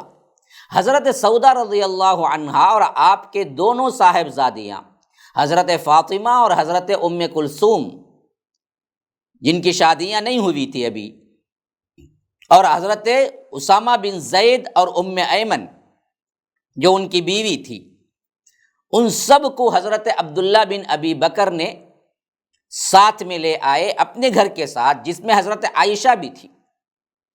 تو پورا خاندان اللہ کے رسول صلی اللہ علیہ وسلم کا مدینہ آ گیا اور صدیق اکبر کا خاندان بھی آ گیا۔ ہاں ایک صاحبزادی نہیں آ سکی، وہ ہیں حضرت زینب، کیونکہ حضرت زینب کے جو شوہر تھے ابو العاص بن ربیع وہ ابھی مسلمان نہیں ہوئے تھے، اس واسطے وہ مکے ہی میں تھے، تو مکے میں اپنے شوہر کے ساتھ ہی حضرت زینب کو رہنا پڑا۔ بعد میں تشریف لائی، وہ واقعہ انشاءاللہ آپ کو سیرت کے دروس میں آ جائے گا۔ تو انہوں نے آنے نہیں دیا تھا، تو اس واسطے وہ نہیں آ سکی۔ تو جب اللہ کے رسول صلی اللہ علیہ وسلم ابو ایوب انصاری کے مکان میں ٹھہر گئے اور اللہ کے رسول صلی اللہ علیہ وسلم کی صاحبزادیاں اور خاندان زوجہ محترمہ بھی آ گئی، اور ادھر حضرت ابو بکر اور حضرت بلال کو سخت ترین بخار نے آ لیا، اور وہ مکے کی وہ وادی میں رہنا اور وہ زمانہ بھر کا کیا ہے دکھ، کیونکہ انسان جہاں رہتا ہے، جہاں پیدا ہوتا ہے، وہاں سے ایک خاص قسم کی اسے محبت اور لگاؤ ہوتا ہے۔ تو اسی محبت اور لگاؤ میں کبھی کبھی حضرت بلال بھی ایسے اشعار کہہ جاتے تھے جس میں مکے کی محبت ٹپکتی ہوئی نظر آتی۔ کبھی کہتے کہ کاش کہ میں جانتا کوئی رات وادی مکہ میں گزار سکوں گا اور میرے گرد بھی کیا ہے، ازغر جو ایک گھاس کا نام ہے وہ گھاس بھی ہوگی، کیا کسی دن میں وہاں پہنچ سکوں گا؟ اس طرح کے اشعار حضرت بلال گایا کرتے تھے۔ حضرت عائشہ رضی اللہ عنہا کہتی ہیں کہ میں نے اللہ کے رسول صلی اللہ علیہ وسلم کی خدمت میں حاضر ہو کر اس کی خبر دی، اور آپ صلی اللہ علیہ وسلم نے فرمایا کہ اے اللہ، ہمارے نزدیک مدینے کو بھی اسی طرح محبوب بنا دے جیسے مکے کو محبوب بنایا تھا، اور اس سے بھی زیادہ، اور مدینے کی فضا صحت بخش بنا دے، اور اس کے صاع اور مد میں، یعنی تولنے کا جو پیمانہ ہوتا ہے اور ناپنے کا جو پیمانہ ہوتا ہے، یہ دونوں پیمانے صاع اور مد ہیں۔ صاع سے کیا کیا جاتا ہے، آپ تولتے ہیں، اور مد سے کیا کیا جاتا ہے، آپ ناپتے ہیں، تو اس کے صاع اور مد میں برکت دے اور اس کا وقار منتقل کر کے جحفہ میں پہنچا دے، یعنی مضافات میں پہنچا دے باہر۔ یہ اللہ کے رسول مدینے کے لیے خاص دعا کی، یہ مدینے کے فضائل کے اندر بات آتی ہے۔ جب صدیق اکبر اور بلال مدینے کے وہ آب و ہوا کو نہیں سنبھال سکے اور اس کی وجہ سے بخار نے آ لیا، اور اس کی شکایت حضرت عائشہ رضی اللہ عنہا نے اللہ کے رسول صلی اللہ علیہ وسلم سے کی، تو اللہ کے رسول نے یہ دعا کی جو قبول بھی ہو گئی اور قیامت تک اس کی وہی صفت رہے گی۔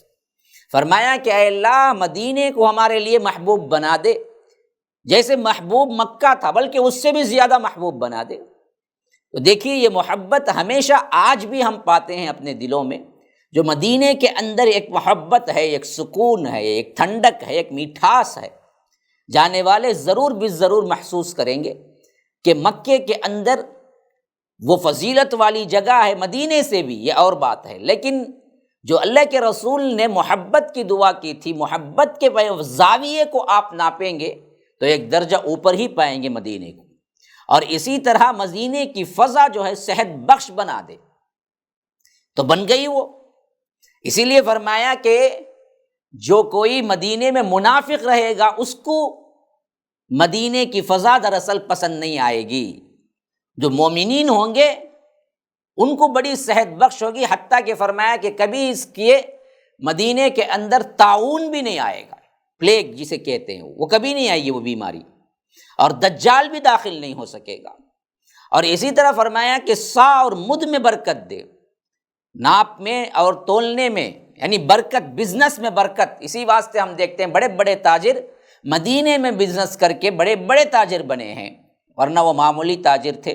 اس کے ایک الگ ہی فضائل ہیں، اگر ہم اس کے لیے الگ سے مضمون تیار کر کے بیٹھیں تو 1-2 گھنٹے صرف اس فضیلت پر بول سکتے ہیں۔ تو بہرکیف اس طرح اللہ کے رسول صلی اللہ علیہ وسلم نے دعا کی، اور اللہ تبارک و تعالی نے اس دعا کو قبول کیا، اور حالات بالکل بدل گئے۔ اس کے بعد پورے صحت مند بھی ہو گئے صدیق اکبر اور بلال بھی، اور اتنی موافق اور فضا اتنی راس آئی کہ آج بھی قبر جو ہے نا اللہ کے رسول کی بھی، صدیق اکبر کی بھی، مدینے ہی میں ہے۔ یہ نہیں ہوا کہ 8 ہجری میں مکہ فتح ہو گیا اور اللہ کے رسول اور صدیق اکبر پسند کر کے پھر کیا ہے مکے میں آ کر سکونت اختیار کر لیں، یہ نہیں ہوا، مدینے ہی میں رہے باوجود مکہ فتح ہونے کی۔ تو یہاں تک تو حیات طیبہ یعنی اللہ کے رسول صلی اللہ علیہ وسلم کی زندگی مبارکہ کا ایک حصہ، ایک قسم، ایک دور، یعنی مکی زندگی مکمل ہو جاتی ہے۔ اب یہاں سے جو زندگی مبارکہ جس کو ہم مدنی زندگی کہتے ہیں، ان کو 3 الگ الگ مرحلوں میں ہم تقسیم کر سکتے ہیں۔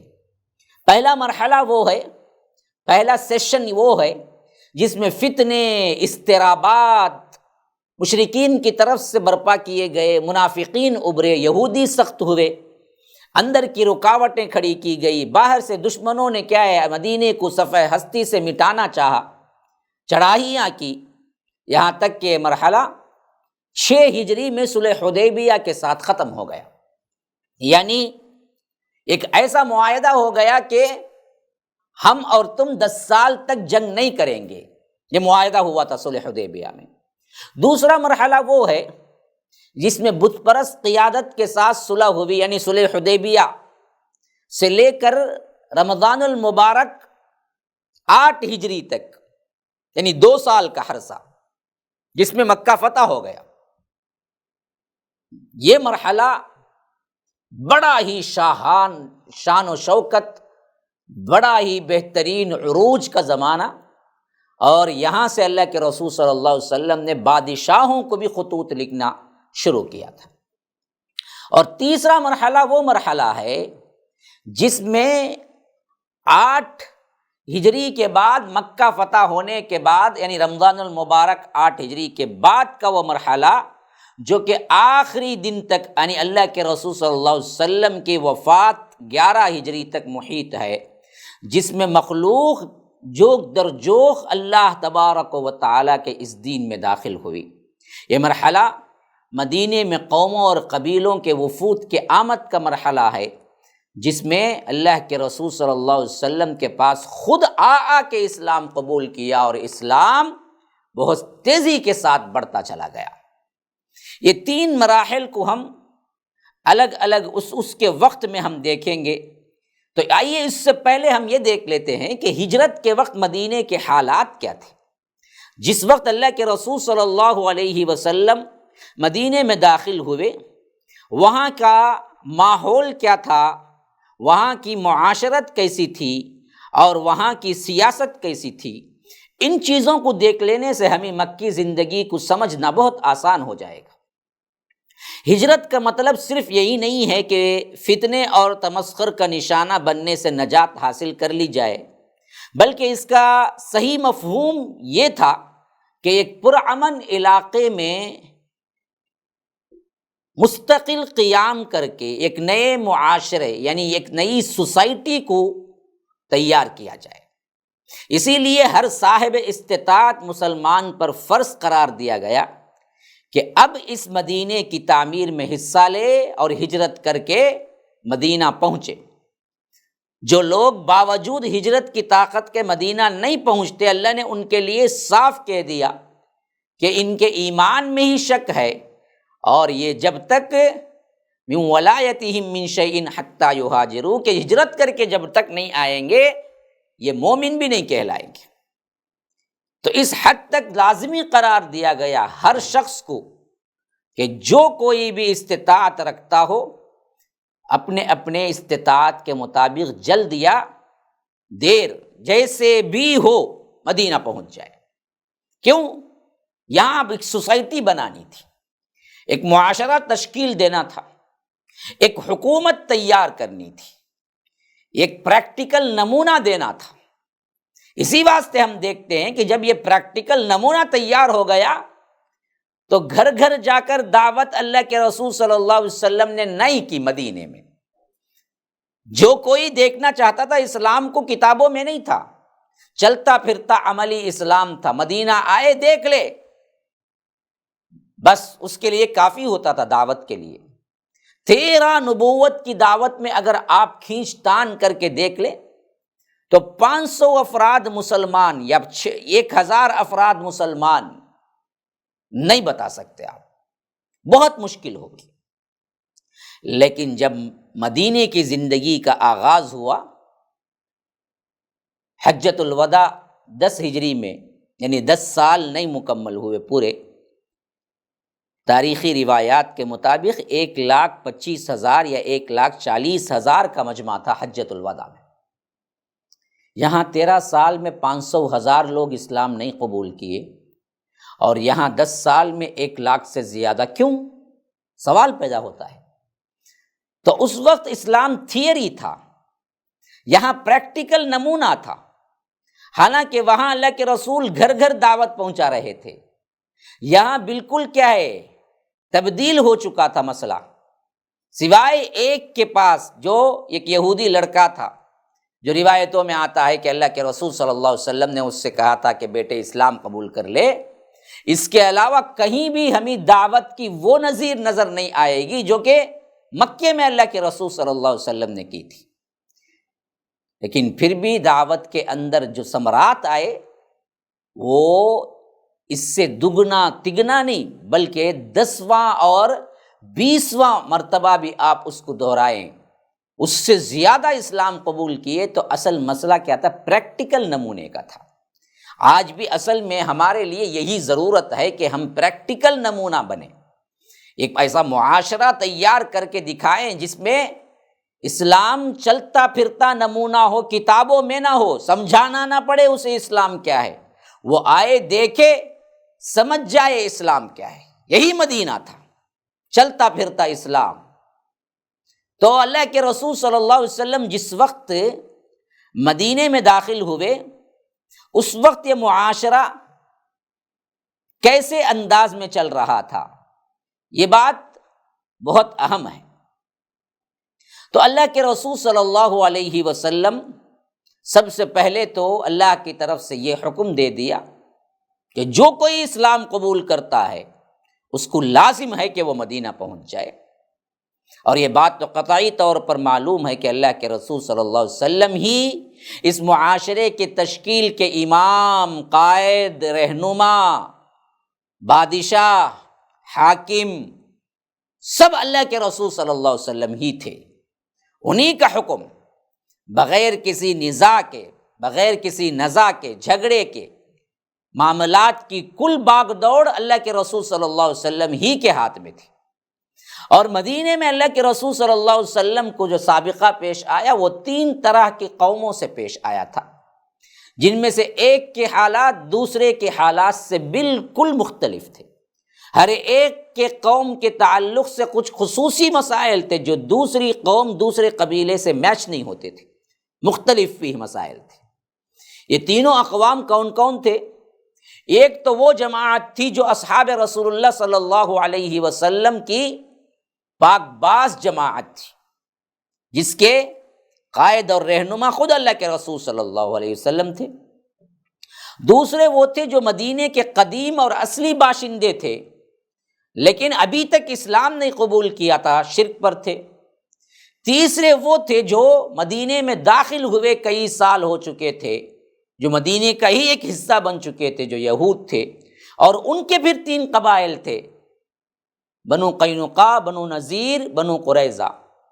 اور جو قدیم مدینے کے باشندے تھے ان کے بھی 2 قبائل تھے، اوس اور خزرج، اور ان میں بھی 2 الگ طریقے کے ہو گئے تھے۔ ایک وہ جو اوس اور خزرج سے مسلمان ہو کے مسلمانوں میں آ گئے، جو ابھی مسلمان نہیں ہو کے مشرکین کے اندر شامل تھے، لیکن وہ مشرکین مکہ کی طرح سخت نہیں تھے۔ یہ تمام حالات تھے جو اللہ کے رسول صلی اللہ علیہ وسلم نے ٹیکل کیا، اور کس بہترین انداز سے کیا، قربان جائیے۔ یہی وہ قیادت تھی پرکشش جس کی وجہ سے ہم دیکھتے ہیں کہ 10 سال کے عرصے میں پورا مدینہ نہیں بلکہ پورا مکہ نہیں بلکہ حجاز کی جو وادی تھی، جسے ہم کہہ سکتے ہیں کہ مکہ، مدینہ، اور آخری حد ادھر تبوک میں، اور ادھر آخری حد کیا ہے، شمال کے اندر جو ہو سکتی تھی وہ تمام طائف وغیرہ کے قبائل، یعنی کل حجاز اللہ کے رسول صلی اللہ علیہ وسلم کے زیر تسلط آ گیا تھا۔ نمبر 1 جو جماعت تھی صحابہ رسول اللہ صلی اللہ علیہ وسلم کی جماعت، آپ صلی اللہ علیہ وسلم کو ان سے جن مسائل کا سامنا تھا اس کی وضاحت بھی بہت ضروری ہے۔ سب سے پہلی چیز یہ تھی کہ ان کے لیے مدینے کے حالات مکے کے حالات سے قطعی مختلف تھے، کیونکہ مہاجرین ہجرت کر کے آئے ہوئے تھے۔ مکے میں اگرچہ ان کا کلمہ ایک تھا، ان کے مقاصد ایک تھے، مگر وہ خود مختلف گھرانوں میں بکھرے ہوئے تھے، مجبور تھے، کمزور تھے، ان کے ہاتھوں میں کسی طرح کا کوئی اختیار نہ تھا، سارے اختیارات دشمنان دین کے ہاتھوں میں تھے، اور اپنا کوئی بھی انسانی معاشرہ جن اجزاء پر اور لوازمات پر قائم ہوتا ہے، مکے کے مسلمانوں کے پاس وہ نہ اجزاء تھے نہ وہ حالات تھے، بلکہ سرے سے اس کی بنیاد ہی نہیں، سب کچھ چھوڑ کے وہ آئے تھے، بالکل تنہا۔ نئے معاشرے کی تشکیل اب ان کو کرنا تھا، اسی لیے ہم دیکھتے ہیں مکی صورتوں میں صرف اسلامی مبادیات، اسلامی بنیاد، اسلامی احکامات کے اصل الاصول بیان کیے گئے، اور ایسے احکامات نازل کیے گئے جن پر ہر آدمی تنہا کر سکتا ہے لیکن جماعتی زندگی کے اعتبار سے نہیں کر سکتا۔ مکارم اخلاق کی دعوت دی گئی اور عقائد پر زور دیا گیا اور برائی اور فحش کاموں سے بچنے کی تلقین کی گئی۔ لیکن اس کے برخلاف مدینے میں مسلمانوں کو اب حکومت آنے والی تھی۔ پہلے ہی دن سے خود ان کے ہاتھ میں ان کے اپنے کام تھے، ان کے ہاتھ میں ایک بہترین معاشرہ تھا، تو ان پر کسی دوسرے کا تسلط نہ تھا۔ اس لیے اب وہ وقت آ گیا تھا کہ مسلمان تہذیب و عمرانیات، معاشیات، اقتصادیات، سیاست، حکومت، صلح، جنگ، ان تمام مسائل کا سامنا کریں گے تو ان کے لیے حلال، حرام، عبادات، اخلاق، مسائل وغیرہ سب زندگی کی بھرپور طور پر کیا ہے، ضرورت کی جتنی چیزیں تھے ان کو تنقیح کر کے صحیح کیا ہے، غلط کیا ہے بتا دیا گیا تھا۔ ابھی یہ وقت آ چکا تھا مسلمانوں کو ایک نیا معاشرہ تیار کر کے اسلامی معاشرے کی تشکیل کر دے جو زندگی کے تمام مرحلوں پر جاہلی معاشرے سے بالکل مختلف ہو اور عالم انسانی کے اندر موجود کسی بھی دوسرے معاشرے سے ممتاز ہو، اور اس دعوت اسلامی کا نمائندہ جو ہو جس کی راہ میں مسلمانوں نے 13 سال تک طرح طرح کی مصیبتیں اور مشقتیں برداشت کی ہیں، وہ اللہ کے رسول صلی اللہ علیہ وسلم کی قیادت میں یہ نیا معاشرہ تیار کرے۔ تو یاد رکھیے، ظاہر ہے یہ معاشرہ ایک دن میں، ایک مہینے میں، ایک سال میں پیدا نہیں ہو سکتا تھا۔ اس میں اب سالہ سال کی مدت درکار تھی، اس میں محنت درکار تھی، اس میں جوش سے زیادہ ہوش ضروری تھا۔ آہستہ آہستہ درجہ بدرجہ احکام صادر کیے جائیں اور قانون سازی کا کام مشق اور تربیت اور عملی نفاذ کے ساتھ ساتھ مکمل کیا جائے تو تبھی جا کر یہ معاشرہ مکمل طور پر عامل ہو سکتا تھا۔ تو جہاں تک اس واسطے ہم دیکھتے ہیں احکامات اور قوانین جو اللہ تبارک و تعالیٰ نے مدینے میں اتارے وہ بیک وقت نہیں اتار دیے، بلکہ کیا ہے، ترتیب کے اعتبار سے ایک ایک بات ان کے ذہنوں میں پیوست کرتے ہوئے، ان کو عمل پہ ابھارتے ہوئے یہ پوری مکمل شریعت ہوتی نظر آئی۔ اور مسلمانوں کی تربیت اور رہنمائی کا معاملہ اللہ تبارک و تعالیٰ نے اللہ کے رسول صلی اللہ علیہ وسلم کے سپرد کر دیا، اور صاف ارشاد ہو گیا، هو الذی بعث فی الامیین رسولا منہم یتلو علیہم آیاتہ ویزکیہم ویعلمہم الکتاب والحکمہ وَإِن كَانُوا مِن قَبْلُ لَفِي ضَلَالٍ مُّبِينٍ۔ وہی ہے جس نے امیین میں سے خود انہی کے اندر سے ایک رسول بھیجا جو ان پر اللہ کی آیات تلاوت کرتا ہے اور انہی پاک و صاف کرتا ہے، انہی کتاب و حکمت کی تعلیم دیتا ہے، اور یہ لوگ یقیناً بہت بڑی گمراہی میں اس سے پہلے تھے۔ تو یہ صحابہ کرام کا یہ حال تھا کہ وہ آپ کی طرف ہمتن متوجہ رہتے تھے، اور جو حکم صادر ہوتا پروانوں کی طرح دوڑتے، اور پروانوں کی طرح اللہ کے رسول صلی اللہ علیہ وسلم سے ارد گرد رہ کے ان احکامات کو لیتے، اور خوشی خوشی جیسے وہ حکم اللہ کے رسول صلی اللہ علیہ وسلم دیتے تھے ویسے ہی کرتے، بلکہ اس سے زیادہ کرنے کے لیے تیار ہوتے۔ تو اللہ کہتا ہے وَإِذَا تُلِيَتْ عَلَيْهِمْ آيَاتُهُ زَادَتْهُمْ إِيمَانًا، جب بھی ان پر احکامات صادر ہوتے ہیں، جب بھی ان پر آیات نازل ہوتے ہیں، جب بھی ان پر قرآن اترتا ہے کہ وہ بوجھ محسوس کریں، یہ کیا رات دن، یہ کیا دن بدن احکامات آتے جا رہے ہیں، ہم ہوتے سے سوچتے، لیکن یہاں صحابہ کا معاملہ تو اللہ بیان کرتا ہے کہ ان احکامات سے، اس قرآن سے، اس تلاوت سے ان کا ایمان اور بڑھ جاتا، اور دوڑتے، اور اضافہ ہو جاتا، اور کیا ہے، اطاعت میں اللہ تبارک و تعالیٰ کے آگے بڑھتے تھے۔ یہی وہ وقت تھا جب اللہ کے رسول صلی اللہ علیہ وسلم نے تربیت کے اعتبار سے ان پر بتدریج احکامات صادر کیے، اور وہ ایسا معاشرہ بنا، ایسا سخت اور ایسا مکمل اور ایسا شفاف اور ایسا یونیک اور ایسا جنون جس میں کبھی کوئی کیا ہے ایسی ملاوٹ نہ تھی، نفاق کی، نہ یہودیوں کی، نہ مشرکین کی، نہ کمزور ایمان والوں کی، جو ہر معاملہ اپنے اندر سہ لیتے اور ہر حکم اپنے اندر برداشت کر لیتے تو ہم دیکھتے ہیں کہ بدر و حنین کے اندر باوجود کم ہونے کے اللہ تبارک و تعالیٰ نے انہی فتح سے نوازتا رہا۔ یہ واقعات آگے آئیں گے، تب تک کے لیے ہمیں اجازت دیجیے۔ ھذا وباللہ التوفیق صلی اللہ وسلم علی نبینا محمد۔ اسأل اللہ لی ولکم ولسائر المسلمین من کل ذنب فاستغفروہ انہ هو الغفور الرحیم۔ والسلام علیکم ورحمۃ اللہ وبرکاتہ۔ MSLI ٹی وی، رہنمائی بدلتی دنیا کے لیے۔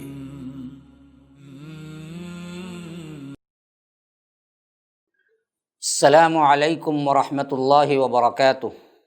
الحمد للہ رب العالمین، الصلاة والسلام علی اشرف الانبیاء والمرسلین، نبینا محمد وعلی آلہ وصحبہ اجمعین وعلی من تبعہم بإحسان الی یوم الدین وبعد۔ فاعوذ باللہ السمیع العلیم من الشیطان الرجیم من ہمزہ ونفثہ ونفخہ۔ فإما یأتینکم منی ہدی فمن تبع ہدائی فلا خوف علیہم ولا هم یحزنون۔ اللہم ارنا الحق حقا وارزقنا اتباعہ وارنا الباطل باطلا وارزقنا اجتنابہ۔ اللہم علمنا ما ينفعنا وانفعنا بما علمتنا وارزقنا علما۔ رب اشرح لی صدری ویسر لی امری واحلل عقدۃ من لسانی یفقہوا قولی۔ برادران اسلام، واجب الاحترام بزرگوں، دوستوں، عزیز ساتھیوں، لائق احترام ماؤں اور بہنوں، العقیدۃ الاسلامیہ، عقیدہ اسلامی کیا ہے؟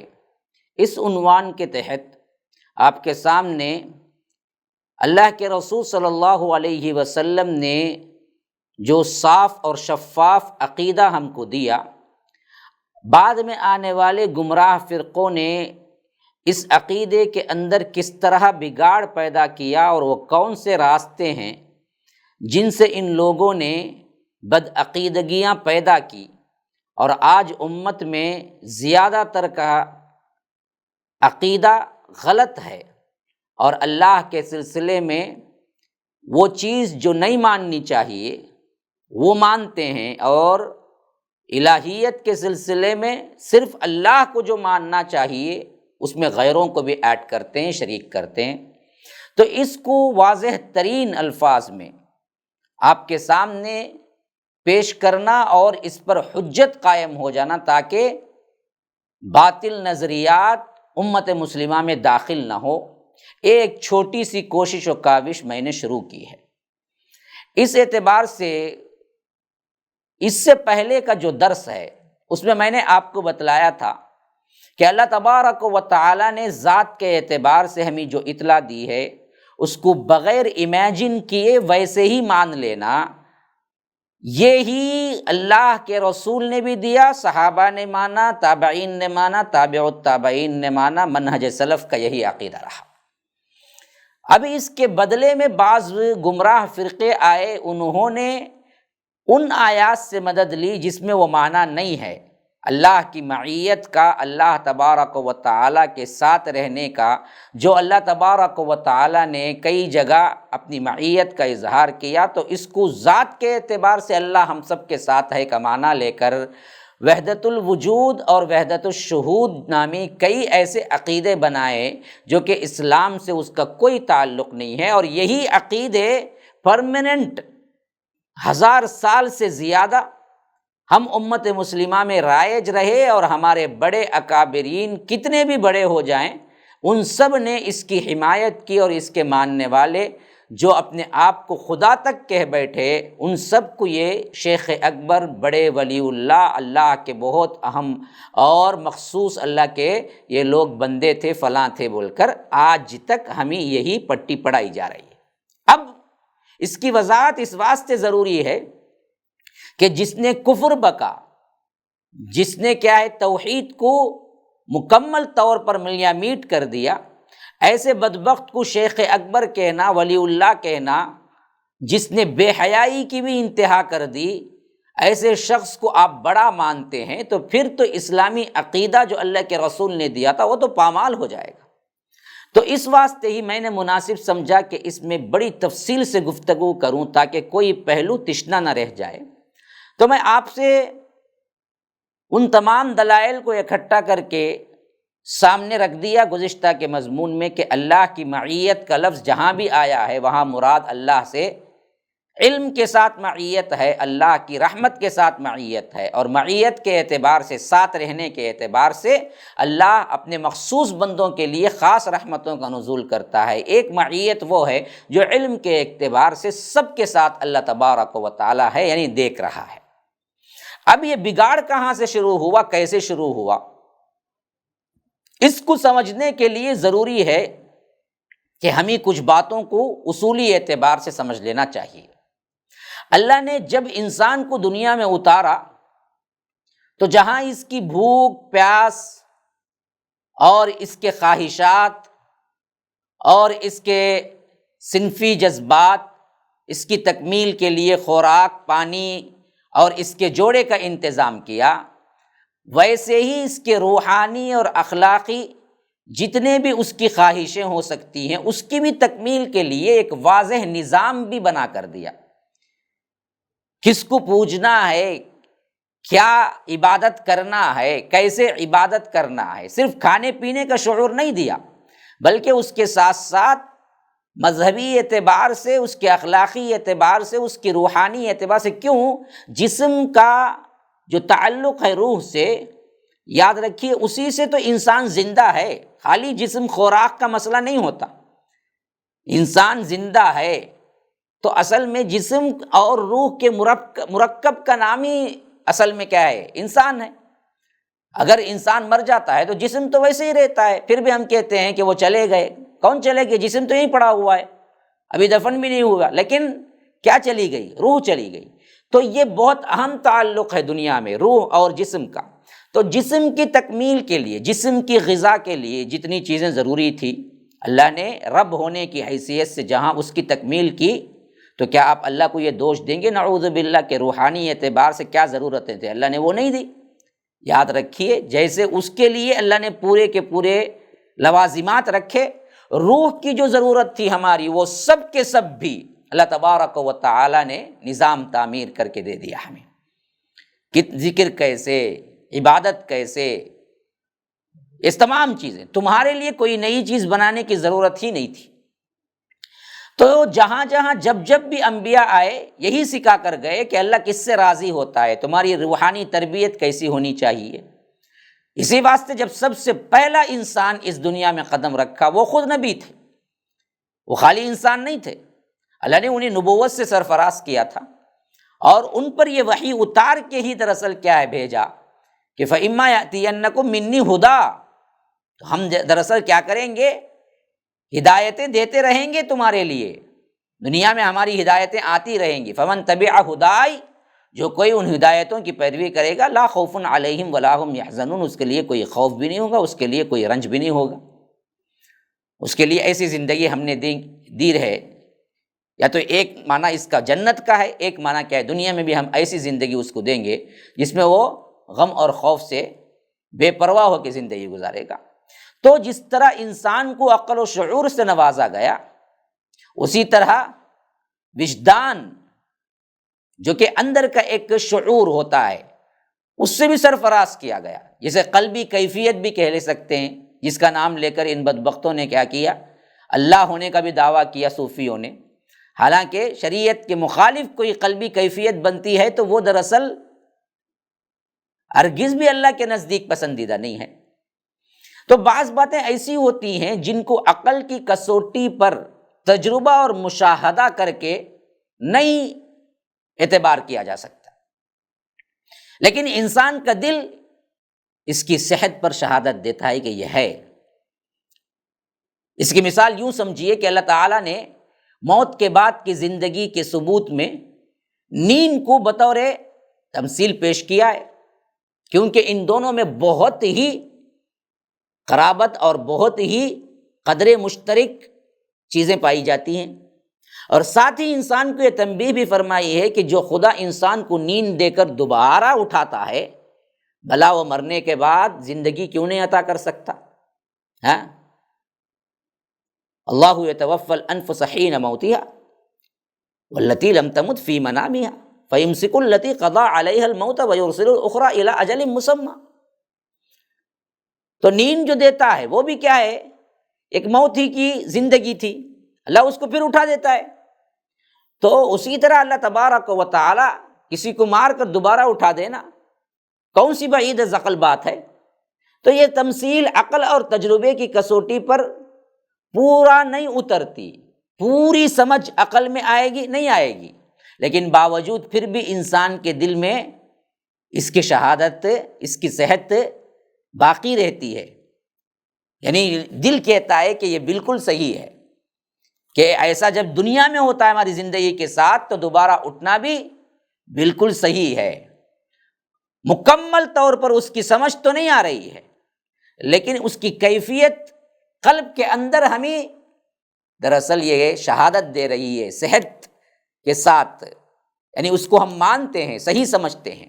اسی قلبی کیفیت کا ایک نام ہے جو وجدان ہے، یعنی وحی الہی میں عقل اور وجدان ان دونوں کے مخاطب اللہ تبارک و تعالی نے کیا ہے۔ وحی کے ذریعے سے اللہ نے قلبی کیفیت کو بھی پکارا، انسانوں کی عقل کو بھی پکارا، تم دونوں سے سمجھنے کی کوشش کرو۔ اور مذاہب عالم میں جب کبھی بھی بگاڑ پیدا ہوا نا، انہی دو چیزوں کی وجہ سے، عقل اور وجدان، اس کے استعمال کے افراط و تفریط سے ہی ہوا۔ عقل نے جب وحی الہی میں بیجا تنقید اور مداخلت کی تو اسے علم کلام اور فلسفے کے اوپر چڑھا دیا، تو اس سے کیا گل کھلے اور کتنے فرقے وجود میں آئے، یہ دراصل بولنے ہی کی ضرورت نہیں ہے۔ بے شمار لوگ عقل پرستی میں مبتلا ہو کر وحی کو انکار کر بیٹھے، بے شمار لوگ معجزات کو انکار کر بیٹھے، بے شمار لوگ احادیث کو انکار کر بیٹھے، بہرکیف جو بھی ان کی عقل میں سمجھ میں نہیں آیا شریعت میں اس کا انکار کر بیٹھے۔ اسی واسطے ہم دیکھتے ہیں کہ تمام انبیاء کرام جو مختلف ادوار و اوقات میں وحی نازل ہوتی رہی لے کر آئے، اس کے اصول اور مبادیات، بنیادی چیزیں تو ہمیشہ ایک ہی رہی، اور اس کا بنیادی تصور وہ تھا ایمان بالغیب پر۔ اللہ تبارک و تعالی نے شد و مت کے ساتھ جس چیز کو ہمیں بتایا اور ایمان لانے کا حکم دیا وہ تھا کیا؟ ایمان بالغیب، ایمان بالغیب، الذین یؤمنون بالغیب، الذین یؤمنون بالغیب، یعنی بن دیکھے، تم نے آنکھوں سے نہیں دیکھا رب کو، لیکن ایمان لانا اور یہ سمجھنا کہ وہی اس کائنات کا خالق، مالک، رازق اور صرف وہی ایک ہستی ہے، یہ دراصل کیا ہے؟ تمہارے قلب سے ریلیٹڈ چیز ہے۔ تمہاری عقل یہ کہہ سکتی ہے کہ ہم نے بن دیکھے کیوں ماننا چاہیے ایک طاقتور، میرے سے بھی اوپر ایک اللہ ہے، لیکن قلب کا وجدان یہ کہتا ہے کہ نہیں، یہ چیز ضروری ہے اور یہ ماننا چاہیے۔ تو یاد رکھیے اللہ تبارک و تعالی کو مرنے کے بعد کی زندگی، جنت، دوزخ، اس پر ایمان لانا اور یہ عقیدہ رکھنا ہر انسان کو مرنے کے بعد اس کے اچھے اور برے کاموں کی سزا یا جزا جو بھی ہوگی ملے گی، اس لحاظ سے اس کا ٹھکانہ جنت یا جہنم ہوگا، یہ ہر نبی نے دعوت دی اور یہ سب کے سب غیب میں ہے۔ اسی طرح اس بات پر ایمان لانا کہ نبی اللہ تعالیٰ کی طرف سے فرشتہ نازل کرتا ہے، وہ اللہ کی طرف سے بندوں کے لیے وحی لاتا ہے، پیغام لاتا ہے، اگرچہ اس کو ہم نے کبھی نہیں دیکھا اصل کیفیت میں، لیکن ہر نبی کا یہ مدعا تھا کہ اس پر ایمان لاؤ، یہ بھی غیب کی چیز ہے۔ تو انسان اور دیگر موجودات میں بنیادی فرق یہی ہے کہ انسان کے علاوہ باقی تمام موجودات اللہ تبارک و تعالیٰ کے طبعی قانون کے پابند ہیں، جیسے اللہ نے بنا دیا اسی پر چل رہے ہیں، انہیں نہ سوچ دی گئی، انہوں نے ان کے اوپر کیا ہے؟ اختیار دیا گیا۔ سورج، چاند، زمین، آسمان، پانی، آگ، ہوا، بادل وغیرہ جو بھی ہیں وہ سب کے سب اللہ کے قدرتی قانون جو اللہ نے ان کو مقرر کر دیا اس پر چل رہے ہیں، کوئی چیز بھی اس سے سرمو انحراف نہیں کر سکتی رب نے جو ان کے لیے مقرر کر دیا۔ لیکن انسان طبعی لحاظ سے طبعی امور کا تو پابند ہے، جیسے منہ سے ہی کھا سکتا ہے. کوئی یہ کہے کہ میں ناک سے کھاؤں گا، ہو نہیں سکتا. آنکھ سے ہی دیکھ سکتا ہے. کوئی کہے کہ نہیں میں آنکھ بن کر کے ہاتھ سے دیکھوں گا، ہو نہیں سکتا. ذائقہ زبان سے ہی چکھ سکتا ہے. تو طبعی قوانین جو ہیں اس میں تو وہ کوئی رد و بدل نہیں کر سکتا. جو بوڑھا ہو گیا وہ یہ نہیں کہہ سکتا کہ میں جوان بن جاؤں گا. طبعی اعتبار سے بوڑھا ہو گیا تو بوڑھا ہی ہے. تو اس اعتبار سے وہ پابند ہے، جوانی کو واپس نہیں لا سکتا، نہ ہی اپنے موت کو روک سکتا ہے، نہ ہی وہ کھانا کھائے بغیر پانی پیے بغیر زندہ رہ سکتا ہے. اور اس جیسے دوسرے بے شمار مسائل ایسے ہیں جن میں انسان مجبور ہے، اور طبعی طور پر اللہ نے جو کچھ اسے کر دیا اسی کے اندر بے بس ہے، وہ کچھ نہیں کر سکتا. لیکن ایک درجہ جانوروں سے اوپر ایک اہم ترین درجہ وہ ہے جو اللہ نے انسان کو دیا، وہ خیر اور شر میں سے کسی ایک کا انتخاب کرنے پر اسے اختیار جو دیا. یہ دراصل مخلوقات میں انسان کو اور جنات کو، ان دو کے علاوہ کسی کو نہیں دیا یہ اختیار کہ تم چاہو تو اچھا راستہ اختیار کرو، چاہو تو برا، چاہو تو نیکی کرو، چاہو تو بدی. بقیت سب کے سب اللہ کے قوانین پر کیا ہیں؟ کار فرما ہیں، اور ان کو چانس بھی نہیں ہے، اختیار بھی نہیں ہے. وحی الہی خدا کی طرف سے نازل شدہ ہدایت کا مقصد ہی یہی ہے کہ انسان ایسے اختیاری امور میں بھی جو اللہ نے خود اختیار دیا، دوسری تمام موجودات کی طرح اللہ کی منشا اور مرضی اور تابع کر دے اور اس کے مطابق زندگی گزارے. بات اچھی طرح سمجھ لیجیے. اللہ نے اختیار یہ پلس پوائنٹ دیا تمہیں، اور وحی کس واسطے ہے کہ وہ جو اختیار دیا ہے اس اختیار کے ذریعے تم جس طرح دوسرے مخلوقات بغیر اختیار کے تابع ہیں، ویسے ہی تم اختیار کے باوجود بھی اللہ کے تابع رہ کر اس کی مرضی پر زندگی گزار دو. یہی اہم ترین پیغام ہے وحی کا. اس کی ذات بھی کائنات سے اور طبعی امور سے ہم آہنگ ہو جائے، جیسے وہ اللہ نے جس پہ اسے بے بس کر دیا ہے اس پہ جب وہ راضی ہوتا ہے تو جس میں اختیار دیا ہے اس میں بھی وہ راضی ہو جائے. تو یہ اہم ترین چیز ہے. اگر اللہ چاہتا تو کائنات کی دوسری اشیاء کی طرح انسان اور اپنے درمیان سے غیب کے یہ پردے ہٹا سکتا تھا، لیکن اس طرح اگر سب کھل کے سامنے آ جاتا، جنت جہنم سامنے آ جاتی، رب سامنے آ جاتا، پھر تو اطاعت اختیاری نہیں ہو سکتی تھی. اس واسطے اللہ یہ اطاعت اختیاری دینا چاہتا تھا تو دوسری اشیاء کی طرح اضطراری ہمیشہ پابند رہنے کی جو کیفیت ہے اس سے نکالنا چاہتا تھا. تو اللہ تبارک و تعالی نے بہت سے امور کو غیب کے اندر رکھ دیا اور ایمان لانے کی دعوت دی، اور انسان کی پیدائش اور اس دنیا دار الامتحان ہونے کا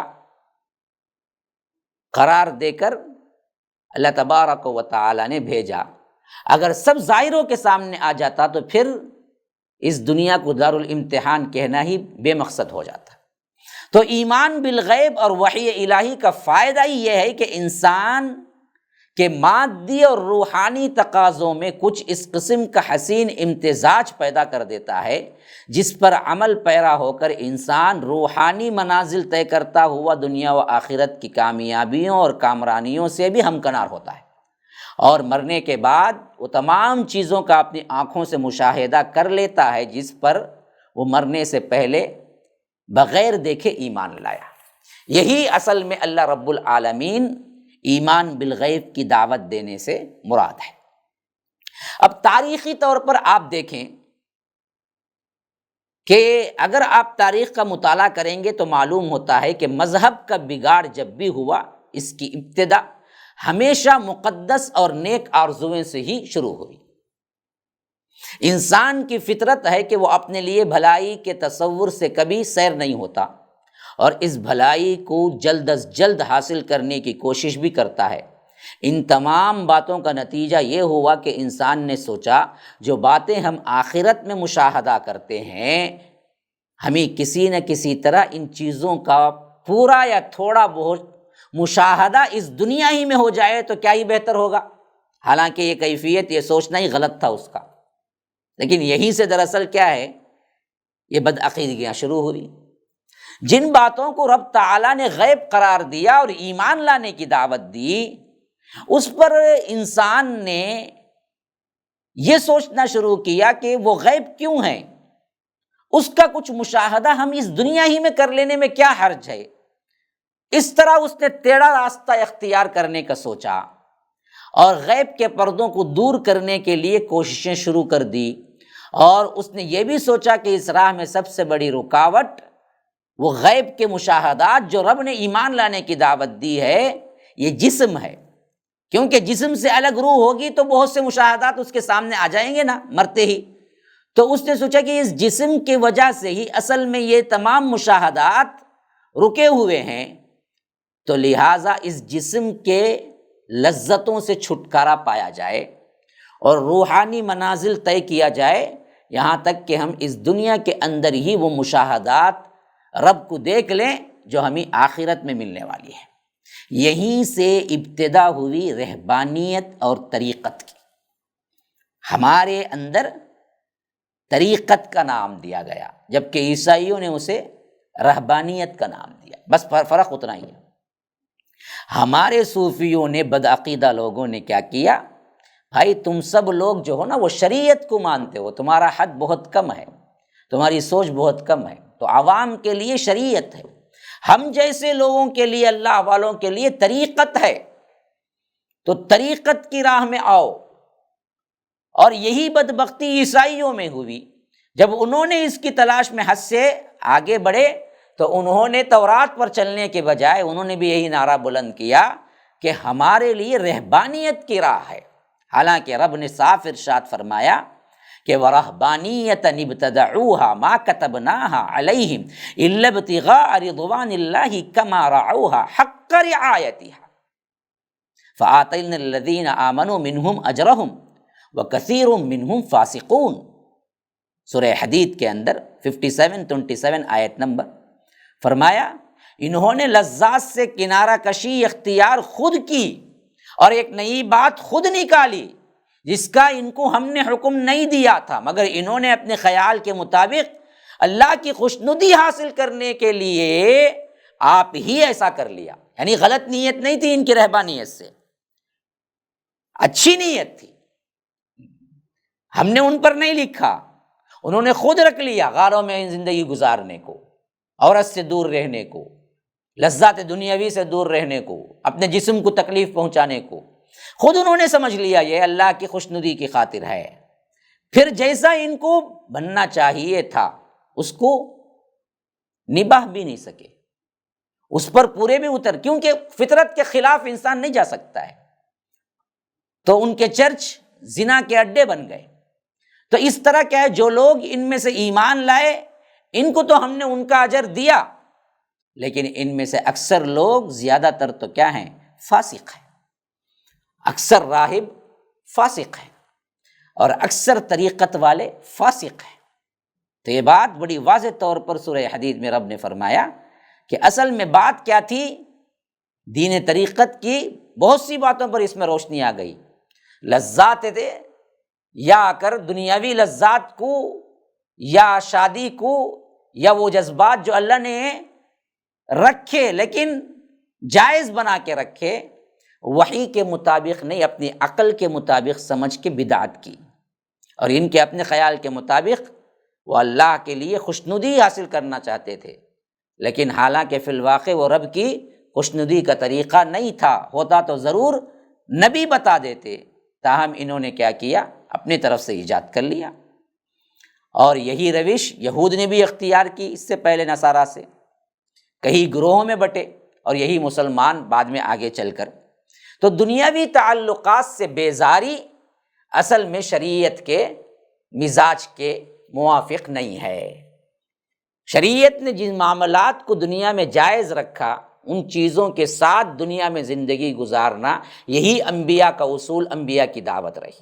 اب اس سلسلے میں اگلے بہت اہم ترین باتیں آ رہی ہیں، دیکھتے رہیے گا انشاءاللہ ہم اگلے درس میں آپ سے ملاقات کریں گے، تب تک کے لیے ہمیں اجازت دیجیے۔ ھذا وباللہ التوفیق وصلی اللہ وسلم علی نبینا محمد۔ اسأل اللہ لی ولکم ولسائر المسلمین من کل ذنب فاستغفروہ انہ هو الغفور الرحیم۔ والسلام علیکم ورحمۃ اللہ وبرکاتہ۔